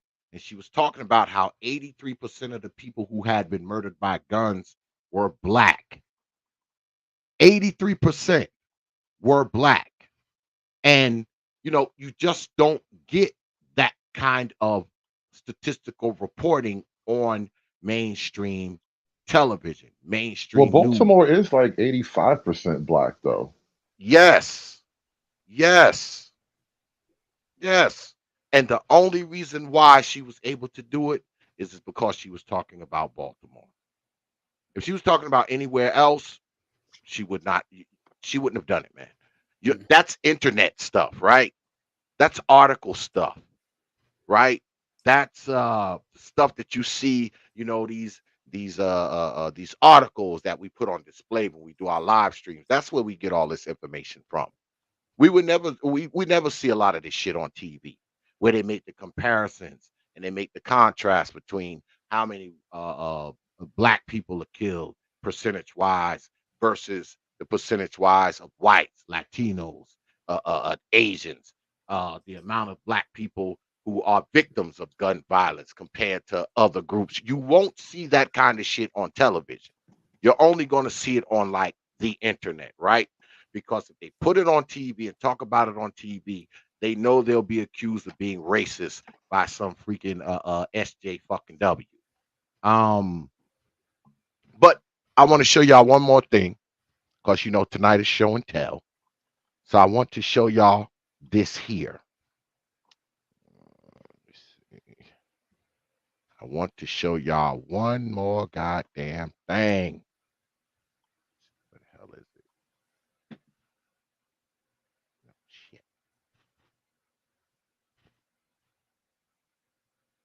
This is it. This might be the other one. All right. This is from the Council on Criminal Justice. It's the white man's data. Sorry, y'all. It's the white man's data. But according to the white man's data, it said homicides continue to increase in major U.S. cities in 2021, but at a slower pace. And I talked about this the other night. Now, they go on to talk about how the elevated rates of homicide and serious assaults require an urgent response from elected leaders, said the study's co-author, University of Missouri St. Louis professor emeritus Richard Rosenfeld. A year ago, we concluded our 2020 crime report by noting that with so many lives at stake, the time to act is now. That message is as vital today as it was then. The new council reported documented increases in other violent crimes. Gun assaults rose by 8%. Aggravated assaults were up 4% compared to 2020 levels, while robbery rates inched up 1% after dropping the prior year. Recent news accounts have reported increases in carjackings and thefts from robberies of trains. The subcategories of crime were not included in the report as they are rarely recorded separately in law enforcement data portals. So this is something that they've been studying for the last couple of years, right? And they know what's going on, man. They can see, and I'll put this in the chat for y'all too, so y'all can read the whole thing because my ass ain't. But they can see the climbs in the crime. They can see the homicides by gun. They know all of this already. So the stuff we're talking about is nothing, right? They know this stuff already. They got people who get paid to study this shit. So I don't, it's hard for me to believe that people are actually invested in a solution. I'm with Brother Perfect Black on this. It's not in their best interest, man, to solve this. Does anybody think different? No, I mean, black politics is invested in black dysfunction. If you solve black dysfunction, you take money away from black politics. You know how many black people go to these colleges and universities and they graduate and they just get jobs living off of government grants and I mean just government money in one way or another. And I don't mean welfare. I mean you set up a program, you wrote a proposal, and the government gave you like 20 grand a year so you can, go save the community. Yeah. This is Yep. a whole industry. You're right, and I'm gonna say this, brother X, and to the brothers on the panel, I'm gonna say this, and I'm gonna go, I'm gonna drop off. But it's you're right, but it also when I say it that is, I'm talking nationwide when I say this for not just black politics, but politics in general. This it's not within the interest of this nation to solve these problems in the black community. It's just not. Like I said earlier, it's from these very communities that you get your football, basketball stars from. Bro, So they don't get me wrong. I'm not saying that this is a conspiracy. That's not the point that I'm making. The point that I'm making is that it's not in their interest to do it. It's not in the interest of black politics for the same reason that he outlined. It's not in the interest to do. They see these numbers. They can see it as plain as day. They can see it, but they are not incentivized to do anything about it. Hold on. Go ahead, Brother Friedman. You got it. I just have a question. Are you intimating that quote unquote America doesn't want to solve the violence in black ghettos so they can have athletes? No, that's not what I'm saying. I'm not saying that is the sole purpose. That's not what I'm saying. But it is a What I'm saying, No, motivation. it's not intentional. Think of it more of a right. feedback loop. Right. That's what that. Thank you. I'm not saying that it's an intentional thing. I'm not saying that. I'm just not saying. What I'm saying is that it's just not in their interest. It's not. They don't get anything. If anything, they stand to lose. Who is they? The nation in general, white politics, black politics. He spelled it out why black politics will get hurt. They'll start to lose shit. Well, yeah, that's obvious. A bureaucracy will not destroy itself. But that's how bureaucracies work. But you're specifically saying they, as in America. Well, yes, as in the nation itself. Because just like black politicians, but just like black politics, they'll start losing grants and all this other type of stuff. If these issues within the black community were honestly and truly addressed, these people will start losing a lot of their money and their grants and all of that.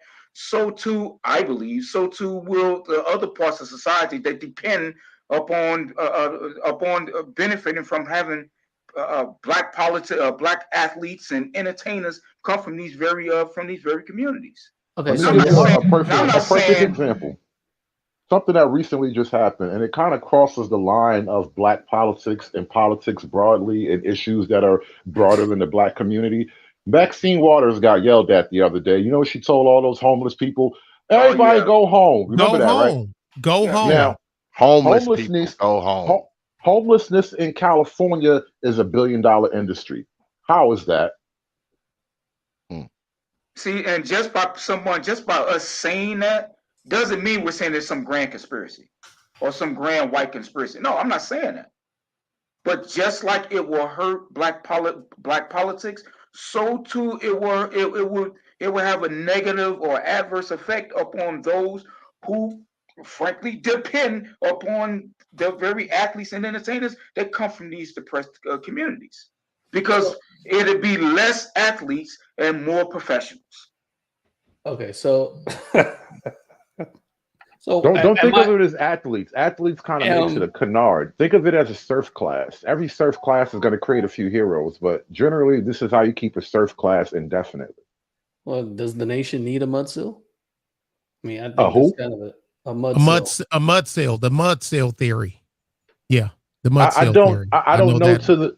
to the degree that we need, a guy to go out and clean up the shovel the latrines or whatever it is, the societal equivalent to shoveling the latrine. To the extent that we need that guy, I don't know that we need 40% of the population to be that guy. Thank you. I agree. Because it's just like poverty, right? There's money in poverty. It's a I whole lot know of it. money in it. Yeah, you hear people say that, and they're, oh man, what are you talking about? Man, there's money in poverty.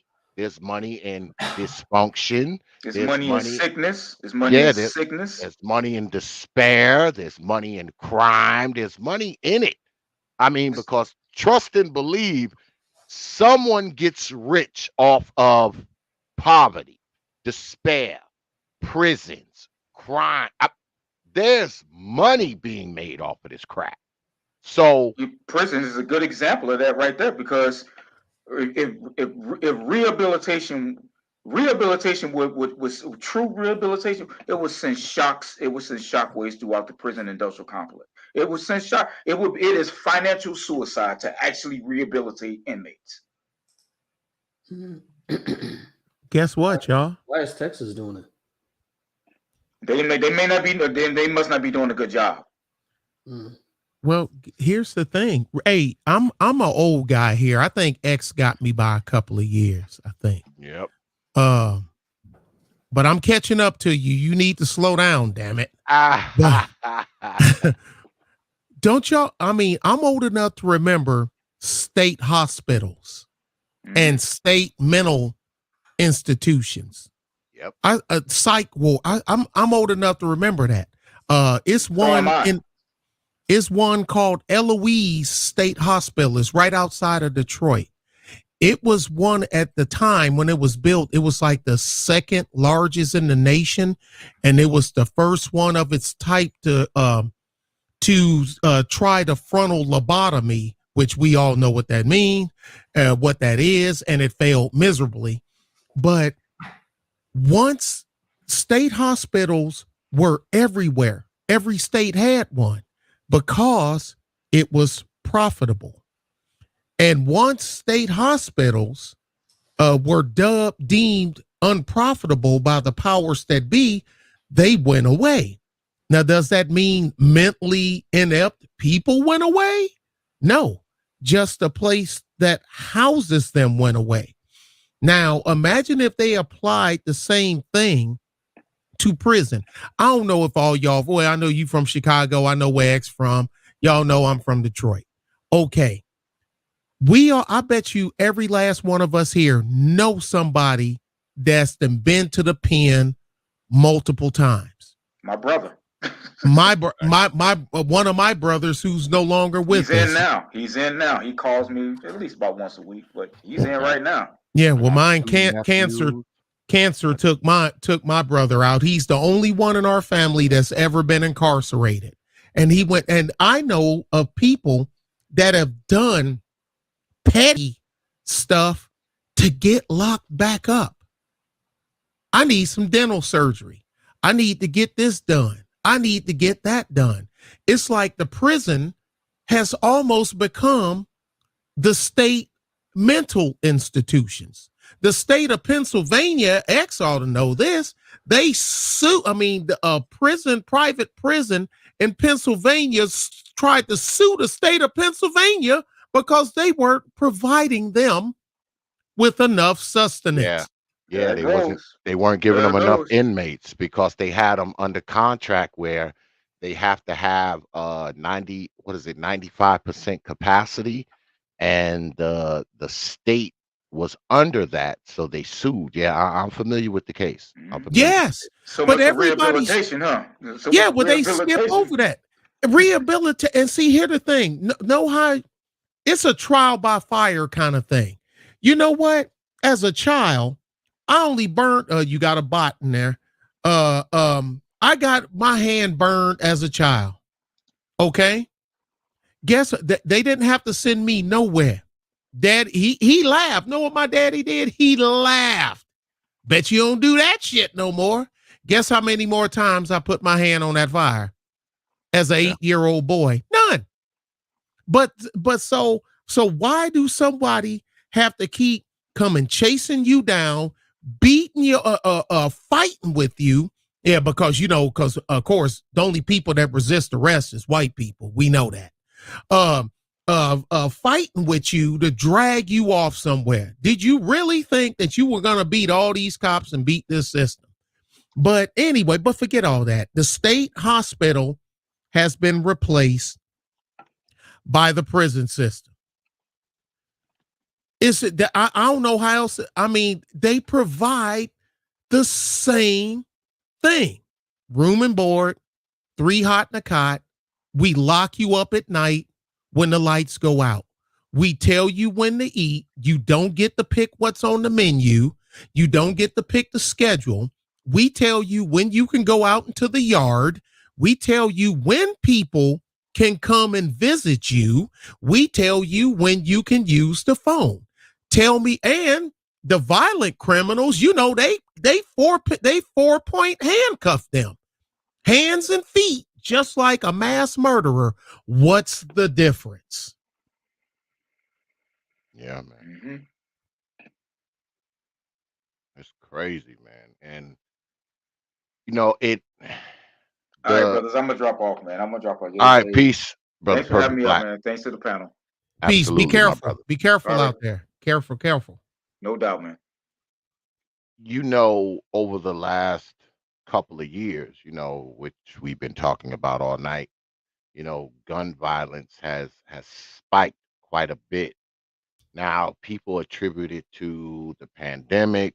People attribute it to people not working, people losing jobs, people losing income, and all this kind of stuff. Me, I have a hard time believing that.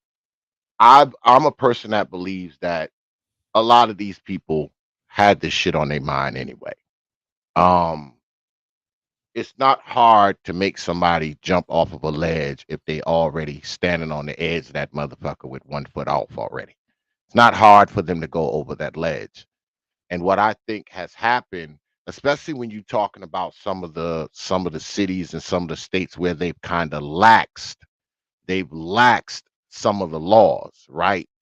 So if you're a person who says, okay, I can go and do X, Y, and Z, and they're not going to do anything.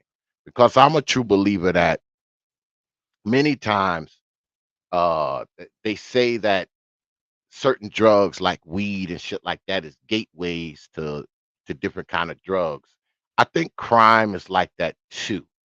I think crime is a gateway to other type of criminal activity sometimes, maybe not with everybody, but I think that if you're a person that'll steal, if you'll steal a go-kart, you'll steal a car. If you'll steal a piece of jewelry, you'll steal money. If you'll rob one of your friends, you'll rob a bank.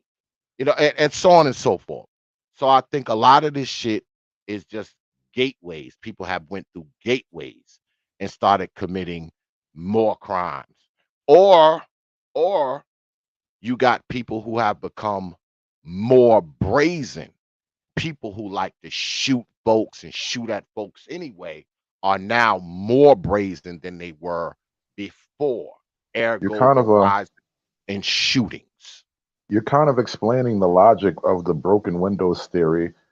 For anybody who doesn't really remember, when Rudy Giuliani took over as he was either not the governor, the mayor of New York City, he implemented a very strict policing policy, and this is when stop and frisk was initially formed. But basically, what happens is the theory behind it rather is if you police the minor infractions, it will have a cumulative effect of keeping the major infractions to a minimum, and it worked to a large degree. I mean, you could quibble about things like the stop and frisk law and what have you. But basically, the idea is if you put pressure on the people for committing smaller crimes, they won't work themselves up to larger crimes.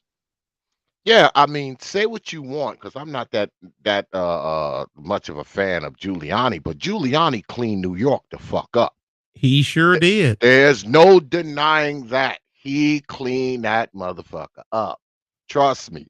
I'm a native New York, and I knew what it looked like in the 80s and the 90s. Giuliani cleaned that motherfucker the hell up. And like I said, I'm no fan of Giuliani by no stretch, but Me neither. he cleaned that motherfucker up.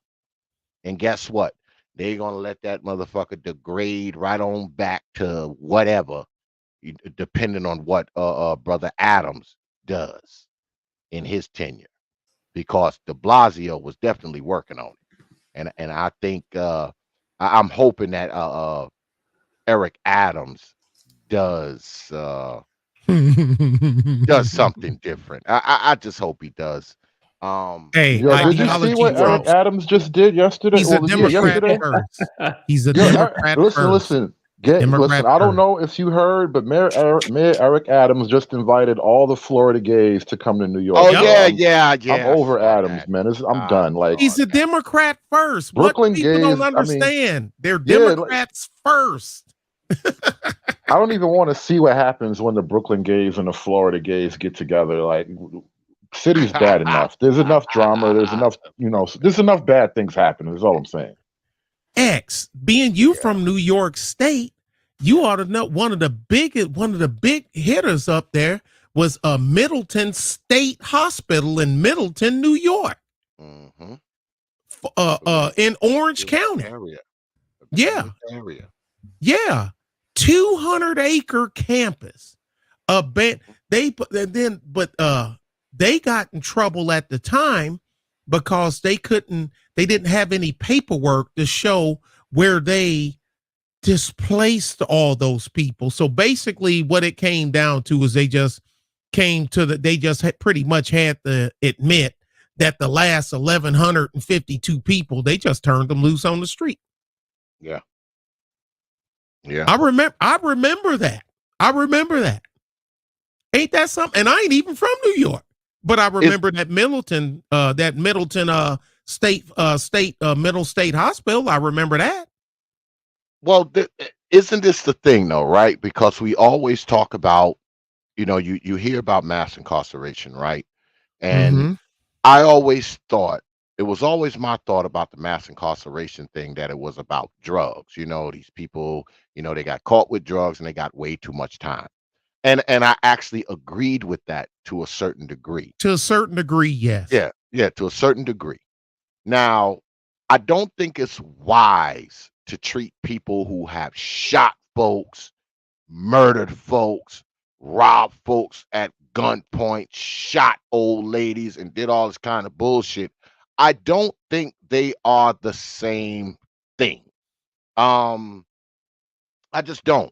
I don't, because I talked about this the other day. There's different degrees of criminality, right? Yes and no, So, X. Yeah, what do you yes and mean? no. Just Go ahead. because you convicted a guy for jumping the train doesn't mean he didn't shoot somebody yesterday. Like this is the theory behind the broken window. This is what Giuliani's policing was literally about. You may not catch him for the shooting. He may have gotten away scot-free for that shooting. You will never know. But he's going to do 4 years, for some petty crime that you just arrested him for. Yeah, but you didn't catch him doing the shooting. You I mean, can't. You can't catch it all, but you can put enough pressure that I mean, the results spoke for themselves. This is all I'm saying. Like that logic that just because he's in jail for jumping the train style, that doesn't give him that doesn't lessen his moral stance or your moral judgment is what I'm saying. You don't lessen your moral judgment just because he only got caught jumping the train style. You don't know. so let's lock him the hell up and give him the maximum time because he might have shot somebody or I'm he not saying might that at all. I'm he just saying you might don't go know. and shoot somebody.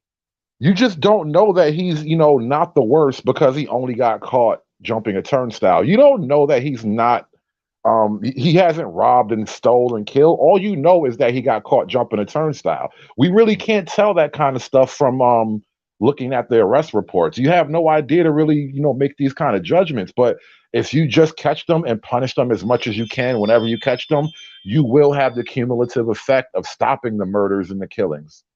Yeah, I get that. So should we indulge in preemptive policing now? No. Minority Report. No. We Well, can't Let's do go that. ahead and lock him up because he's we going to kill somebody in 5 years. that's Yeah, no, no, No. X. no, I no. hate to throw shit and run, but I Police. really got to go on my channel. All right, You all guys, Okay, you right. guys brother. work that out. Maybe we should have some minority report only for black Uh people though. oh. Only for black No, people.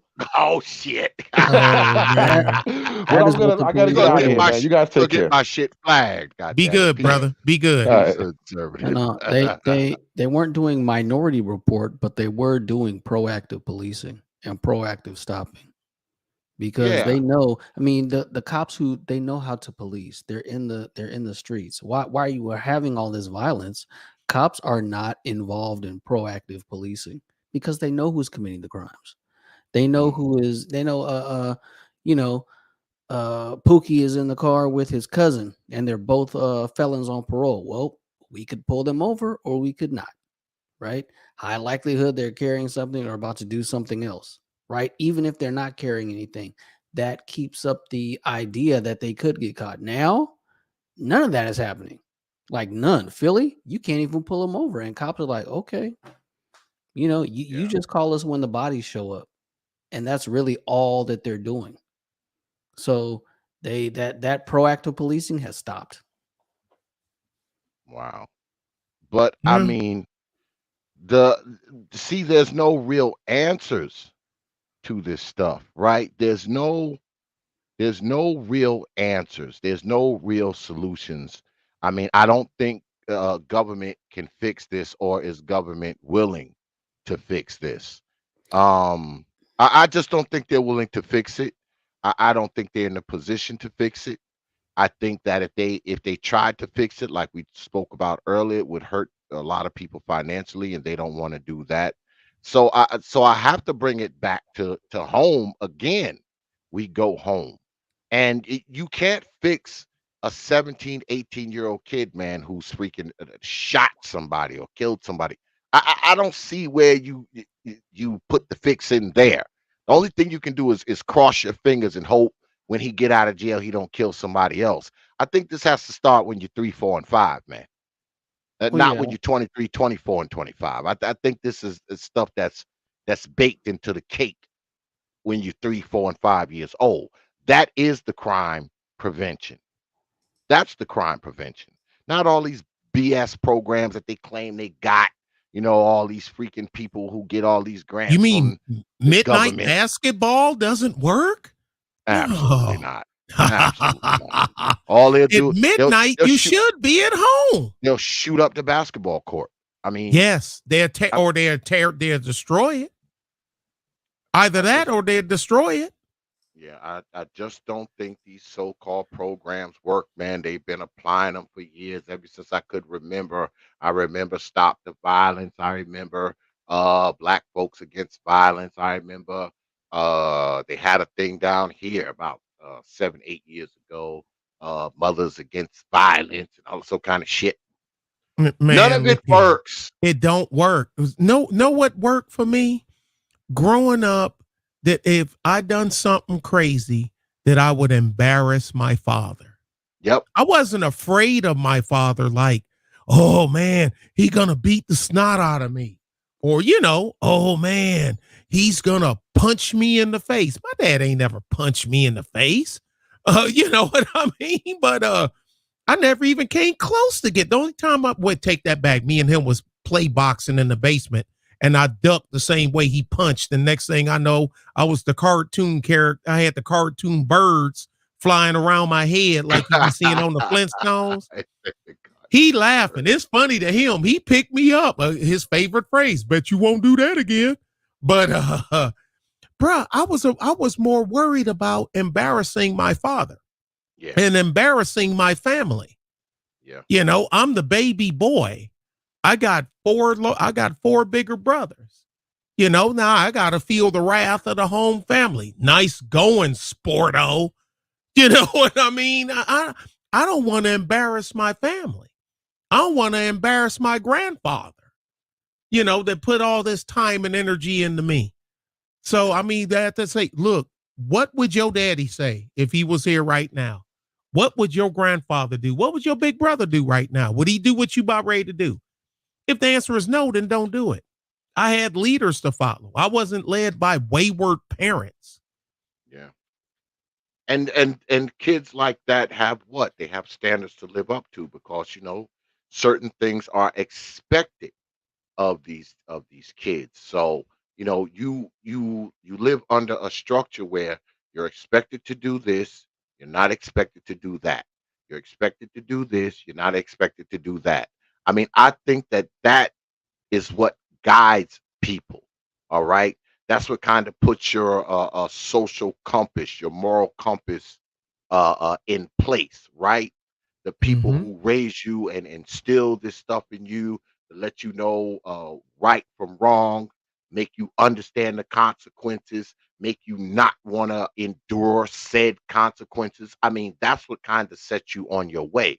So I say again, I mean, when you got people who are being raised in dysfunction, raised in violence, raised in chaos, raised in all this nonsense, I mean, we can't be surprised when these people grow up, shoot folks in the head, rob liquor stores, knock old ladies in the head in the subway. We can't be surprised if they're growing up in this crappy environment. I mean, we cannot be surprised because let's be honest, man. A lot of these people who are out here doing all this shit, man, a lot of these people never grew up, man. A lot of these No. dudes are running around little fucking boys who were never raised to grow the fuck up. They They never never had a grew up. chance to be a child. They never Nope. had the chance to be a child. Nope. They weren't They allowed to be a child. Nope. They run around now, right? They run around like life is a game, like people's lives aren't serious, like there is no consequences, like like there are no ramifications for the things that you do. Because obviously, if you're the type of person when you're running around shooting at folks, shooting in playgrounds, shooting in parks where kids playing shit, you're not a person with regard for pretty much anything, including your own life. You don't respect anybody else's life. You don't respect your life. You don't respect the lives of those children that you shooting around. You don't have any regard for anything. And I always say, just like function is taught, I believe dysfunction is taught as well. It's what Mm-hmm. I believe, man. And What I'm I from believe. the zoo. And I'm from the Detroit Zoo. And every man, Cooley High School. There's what tell people, hey man, why the hell they called Cooley High School the Detroit Zoo? You ever been to Detroit's West Side? You know what I mean? You'd understand. In the beginning of the crack era, too, heroin and powder was going out and crack was coming in. Yeah. And I'm like, so I wasn't, I'm in the hood, but the folks around me wasn't having none of that bull S-H-I-T.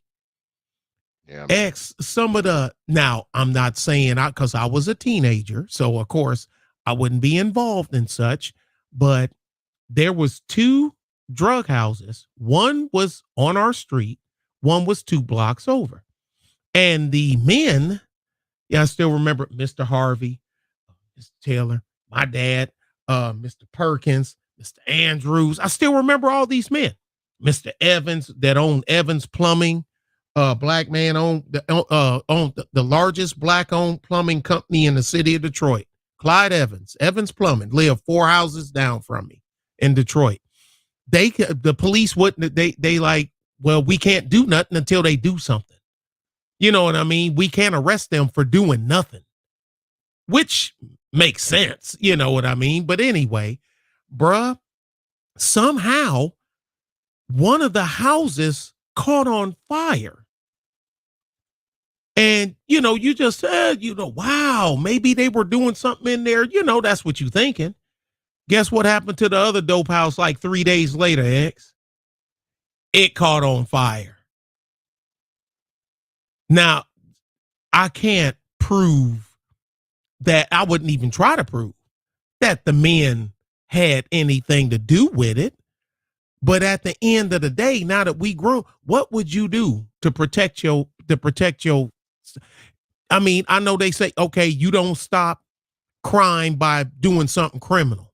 Okay, I get it. I'm not saying anybody, it could just be a coincidence, right? I don't know. I don't believe in coincidences, but guess what? No dope houses on our street. Now you're going to have to travel to get your dope. They still can get it if they want it. But I think it was just a thing that they knew not to come over there in our hood. But them men are gone now. My old neighborhood looked like a damn ghost town. A burned out ghost town. So, do you brothers think that this stuff is ultimately connected? Is it the drugs that kind of make it so the guns are around, or is it a social thing, not so much of the drugs? Are drugs just kind of a side effect of the social ills? Are they connected? Are the drugs and the guns, are they simpatico, or is the dysfunction in the gun simpatico? It's the dysfunction in the guns. It's like the soup is dysfunction. The guns are potatoes. The drugs are the celery. You know what I mean? It's just it's all in the same pot. I mean, it's not. It's that. It's the violence, right? It's the quickness to violence, and it's just guns are an easy answer. Yeah. So.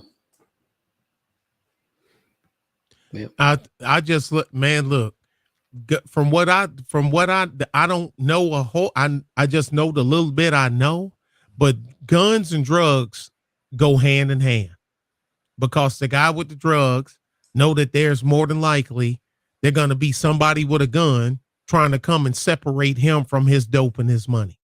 So he need a gun. He need a gun.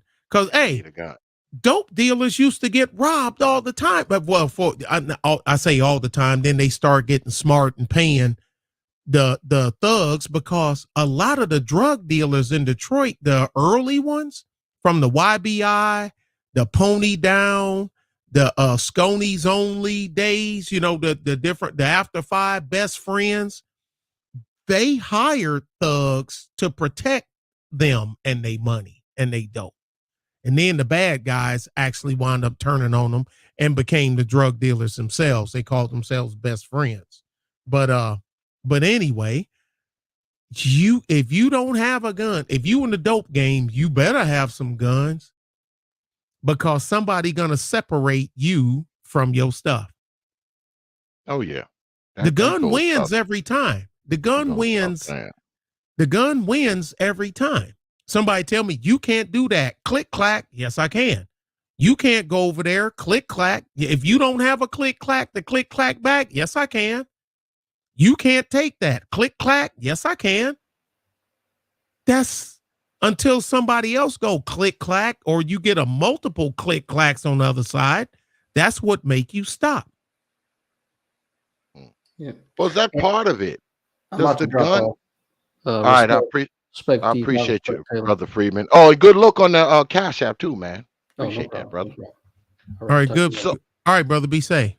yeah, I'm probably gonna close this out in like another 20 minutes anyway. We'll be at the 3 hour mark. Oh yeah, well, I got 4 minutes because at 11 o'clock I got to start locking up.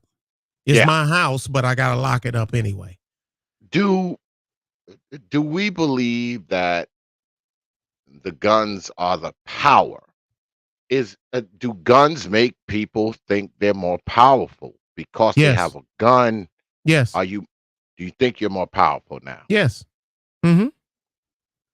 For people that's never possessed anything close to power or anything close to authority, yes.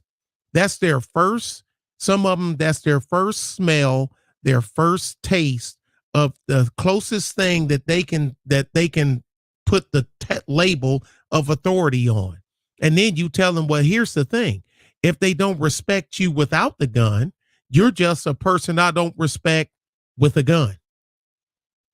Now, but most people aren't brave enough to tell them that because some of them don't want to hear that. You know what I mean? So that's the first time as some people have ever felt important. You know, a lot of drug dealers that came up in my hood, they were regular squares. They were regular dudes. I go to the Army, come back on leave 2 years later, 3 years later, you know, and he rolling this and rolling that and got this house and all this jewelry and whatnot. Cause you know, it's not riding spinners. Yeah.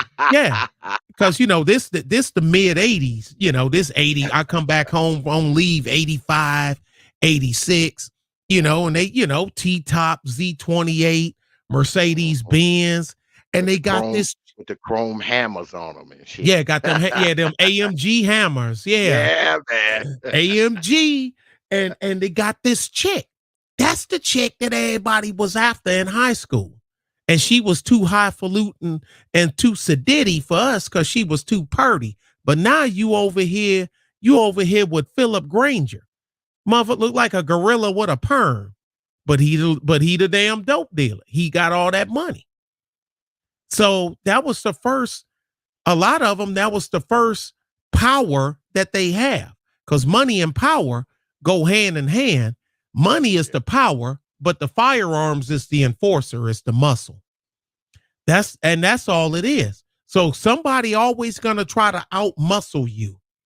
So the thing is, do you want to ball? You gonna ball under or you gonna ball up?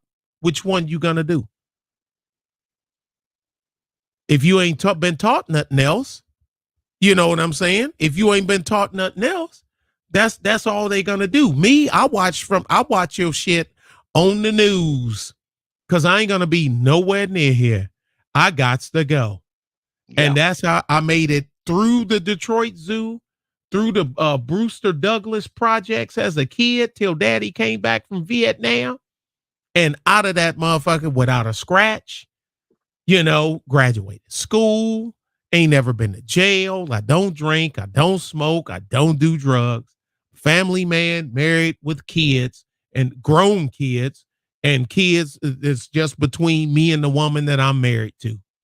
I think I won at the end. Even if I keel over as soon as I get off this thing, I think overall, at the end of the day, I think I won. Your dad winning. Yeah. I ain't got no baby. My children ain't baby mamas and baby daddies. You know what I'm saying? They married and all kinds. At the end of the day, if I keel over, I won. Yeah. You died winning, man. That's the way to die, right? Die winning. Yeah. But what I'll do, I guess that last number that I talked to you from, I guess I'll call you tomorrow and I'll let you know what this fellow Detroiter that's been moved down here.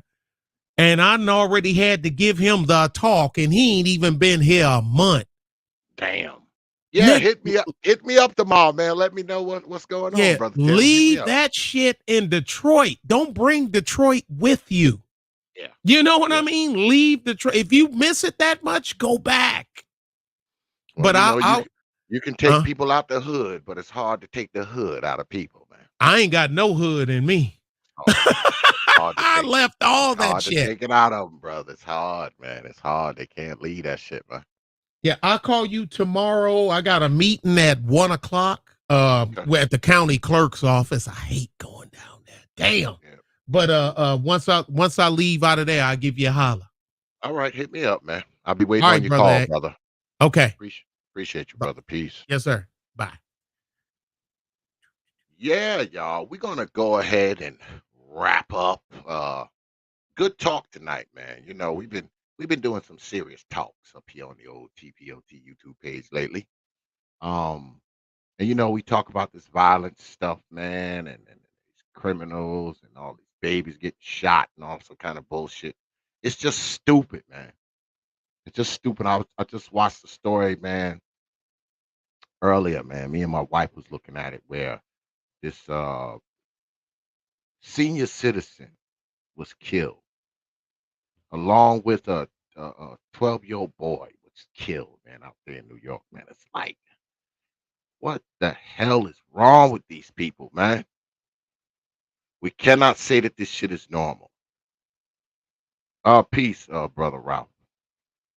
I mean, we cannot keep pretending like this shit is normal for people to just be catching bullets in the head over stupid shit. Kids dying, old people dying, young people getting shot because they stepped on somebody's damn shoe. I mean, maybe we can't do too much about it, but at the very least, man, we can stop acting like this shit is normal. I know it's good and media savvy and popular to talk about when white folks kill black people and the police kill black people, and I know all that stuff is popular. That stuff trends, you know. White cop kills black man. White cop shoots black person. White man kills black man in the middle of the road. I know all that stuff is popular, man. But we cannot look. Let me turn my camera on. But we cannot look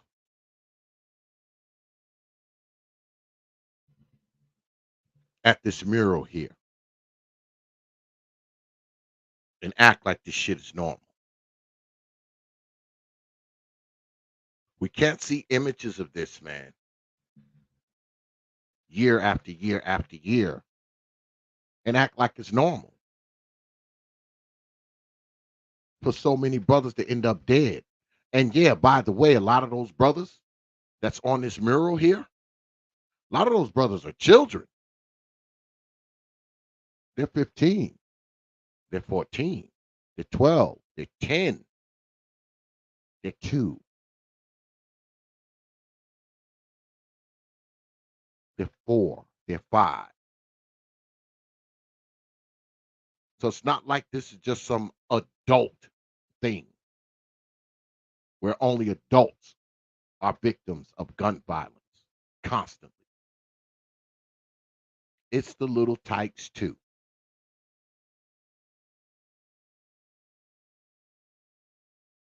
Because let's be honest, man, a lot of these people, they just don't have no respect for other people's lives, man, including the lives of children. And those are the people that I'm concerned with the most.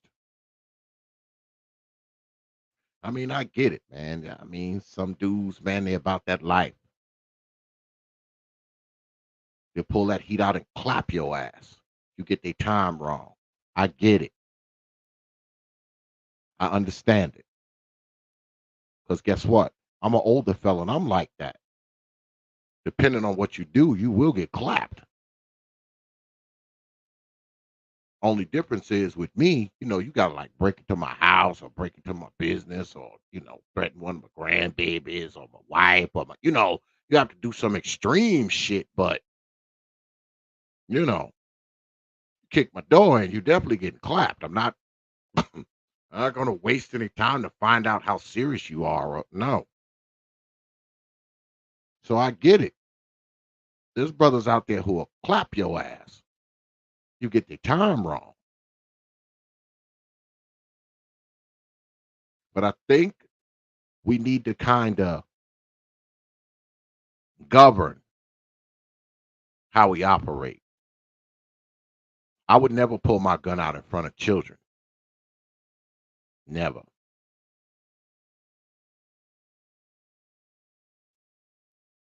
I would never pull my gun out and fire it around children. I definitely wouldn't fire any of my guns in the direction of where children are. Absolutely not.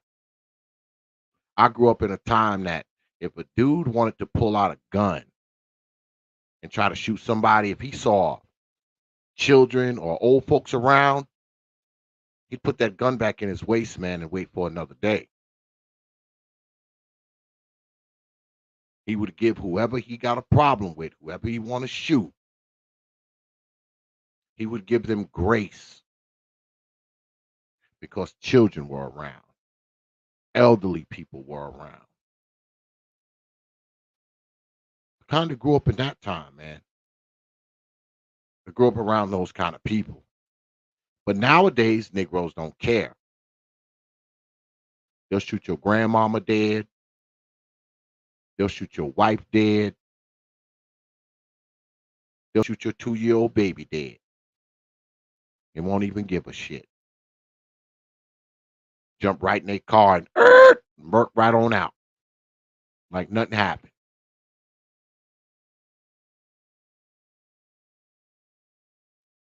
That's the world we live in today. And that's why this gun violence shit is where it is. That's where it is. It's not going to get better, man. I think it's going to get worse. It's not going to get better. 5 years from now, we'll still be having these conversations. We'll still be having these conversations about children getting shot, killed. We'll still be having these conversations. Because like the brother said earlier tonight, what's good, Brother Lawrence? I see you up there, man. Just like the brother said, man, it's not in government's interest, man, to stop this shit. But it is in our interest to stop it. And when I say stop it, I don't mean going out in the neighborhood and trying to corral all these fucking people who are shooting folks. No.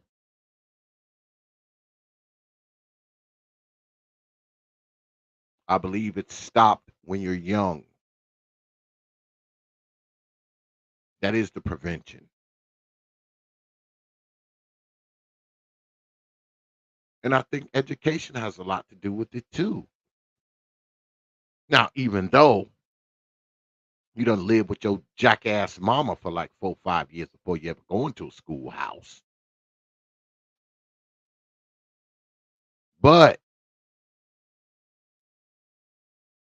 I think if certain measures were taken when it comes to educating young boys, maybe you can stop these dudes from becoming gunslingers.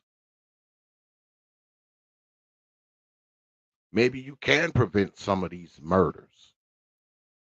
Now, mind you, some people are just going to run around with guns and shoot folks no matter what you do, no matter how many police you have out there, no matter how many laws you put in place, no matter how many shipments of guns you get your hands on. It's like chipping at an iceberg with a toothpick. Yeah, it's like chipping at an iceberg with a fucking one of those ice picks. Hey, it may knock off a little bit of it, but and when it comes to black folk, man, the only people who are going to be able to fix this for black folk is black folk. That's it. No one else is going to be able to do it. Black folk are going to have to do it themselves. And I know people don't like to hear that.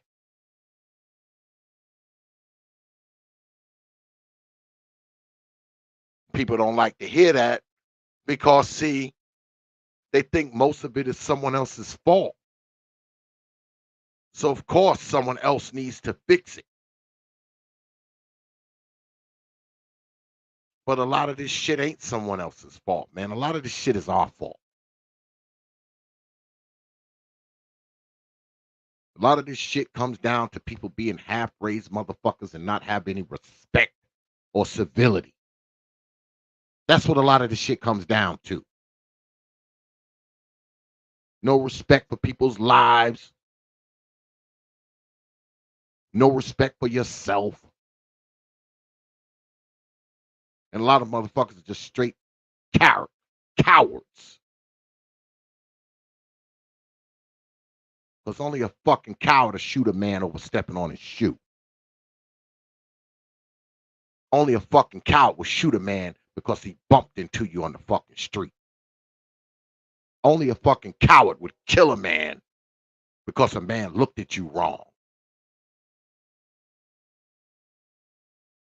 You always got people talking about what black people don't deserve to die over. Black people don't deserve to die over that shit either. They don't deserve to die over that shit either. Yeah, I said it. I don't care or don't like it. And for anybody who co-signs this shit, you ain't worth a shit either.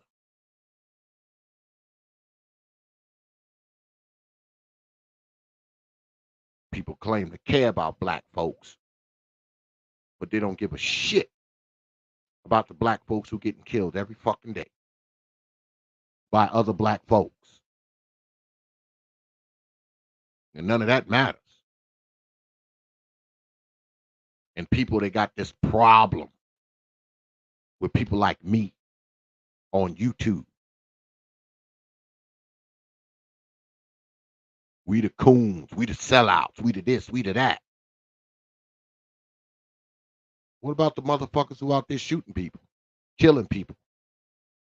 What about the motherfuckers out there shooting people's grandmothers, shooting people's babies? What are they? Are they coons too? Are they sellouts?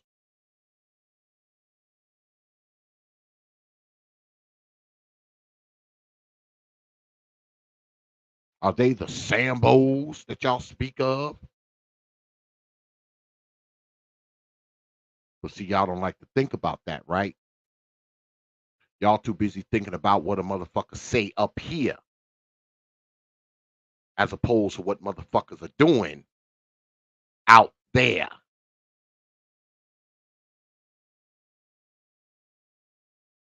Makes no fucking sense. Just like you Negroes who co-sign this bullshit. Y'all don't make no fucking sense either. But anyway, we about to wrap up. But before we go, man, I gotta hit y'all in the head with T.P.O.T's programming notes, Negroes. Because yeah, we not done. Because tomorrow we're right back at it with Dark Exodus.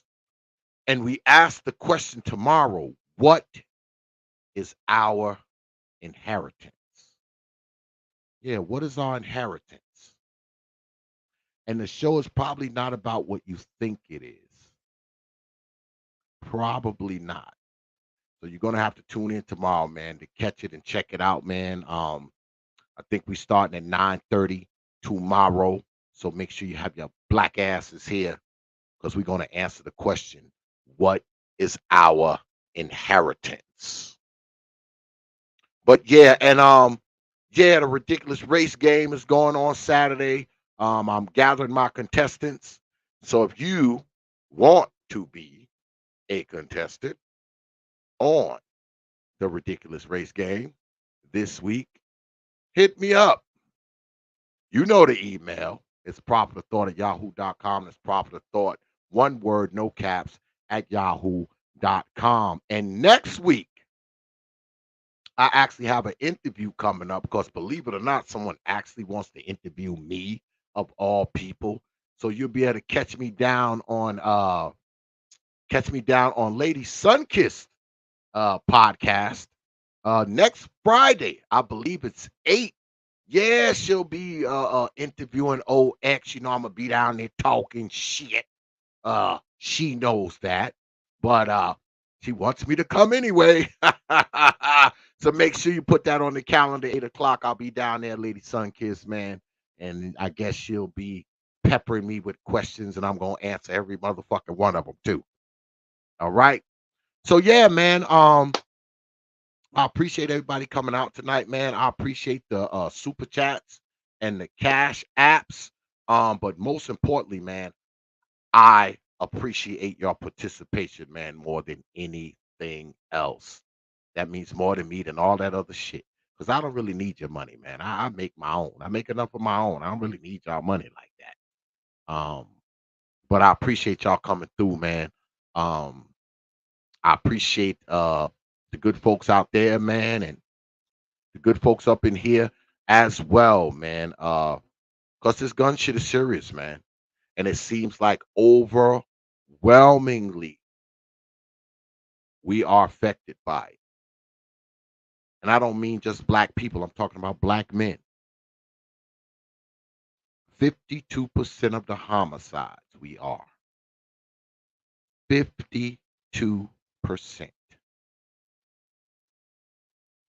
While only being 6% of the population. There's something to be said about that, man. And I think we'll be saying more about it, man, in the days and the weeks and the months and the years to come. All right? All right. So we're going to go ahead, man, and wrap it up, man. Shout out to the brothers coming through tonight. Hey, I see you up there, good mother. My brother MGTOW Flight in here. I didn't even notice him. What's good with it, brother MGTOW? My fellow North Carolinian. Keep telling you, brother MGTOW, man, we got to get up, man, have a beer, man, and a cigar or something, man. But yeah, man, special shout out to the brothers, man, coming on tonight, man. Brother Hood Conservative, brother Freedman's Journal, brother Nick Taylor, and my brother Perfect Black coming through tonight, man, to participate in this here stream. I appreciate all you good folks, man, and you good brothers. So, with that, I will leave you with 3 words.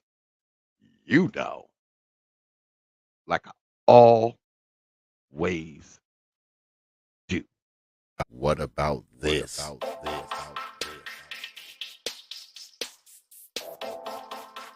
What about that? What about that? What about that? What about that? What about that?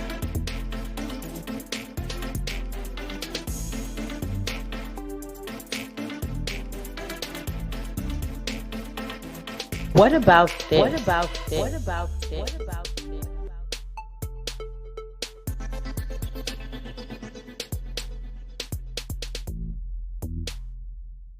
What about that? What about that? What about this?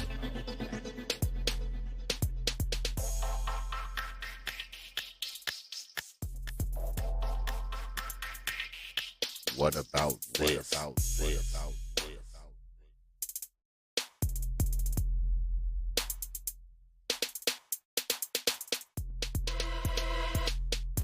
What about that? What about that? What about that? What about that? What about that?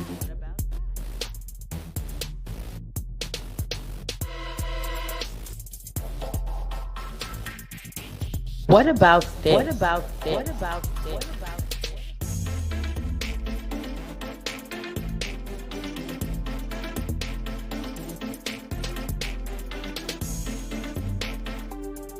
What about that?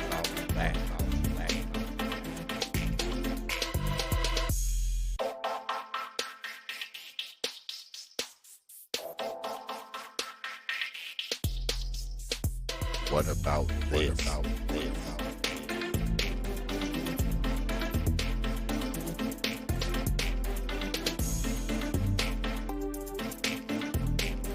What about that? What about that? What about that? What about that?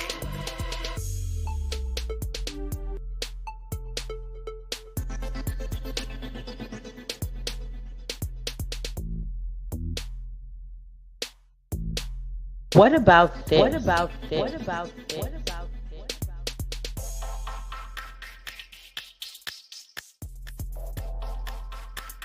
What about that? What about that?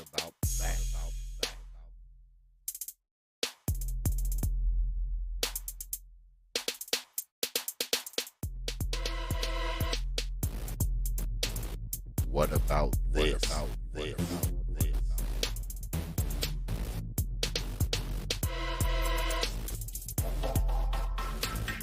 What about that? What about that? What about that? What about that?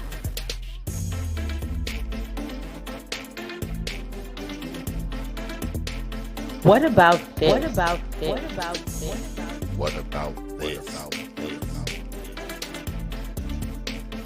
What about that? What about that? What about that? What about that?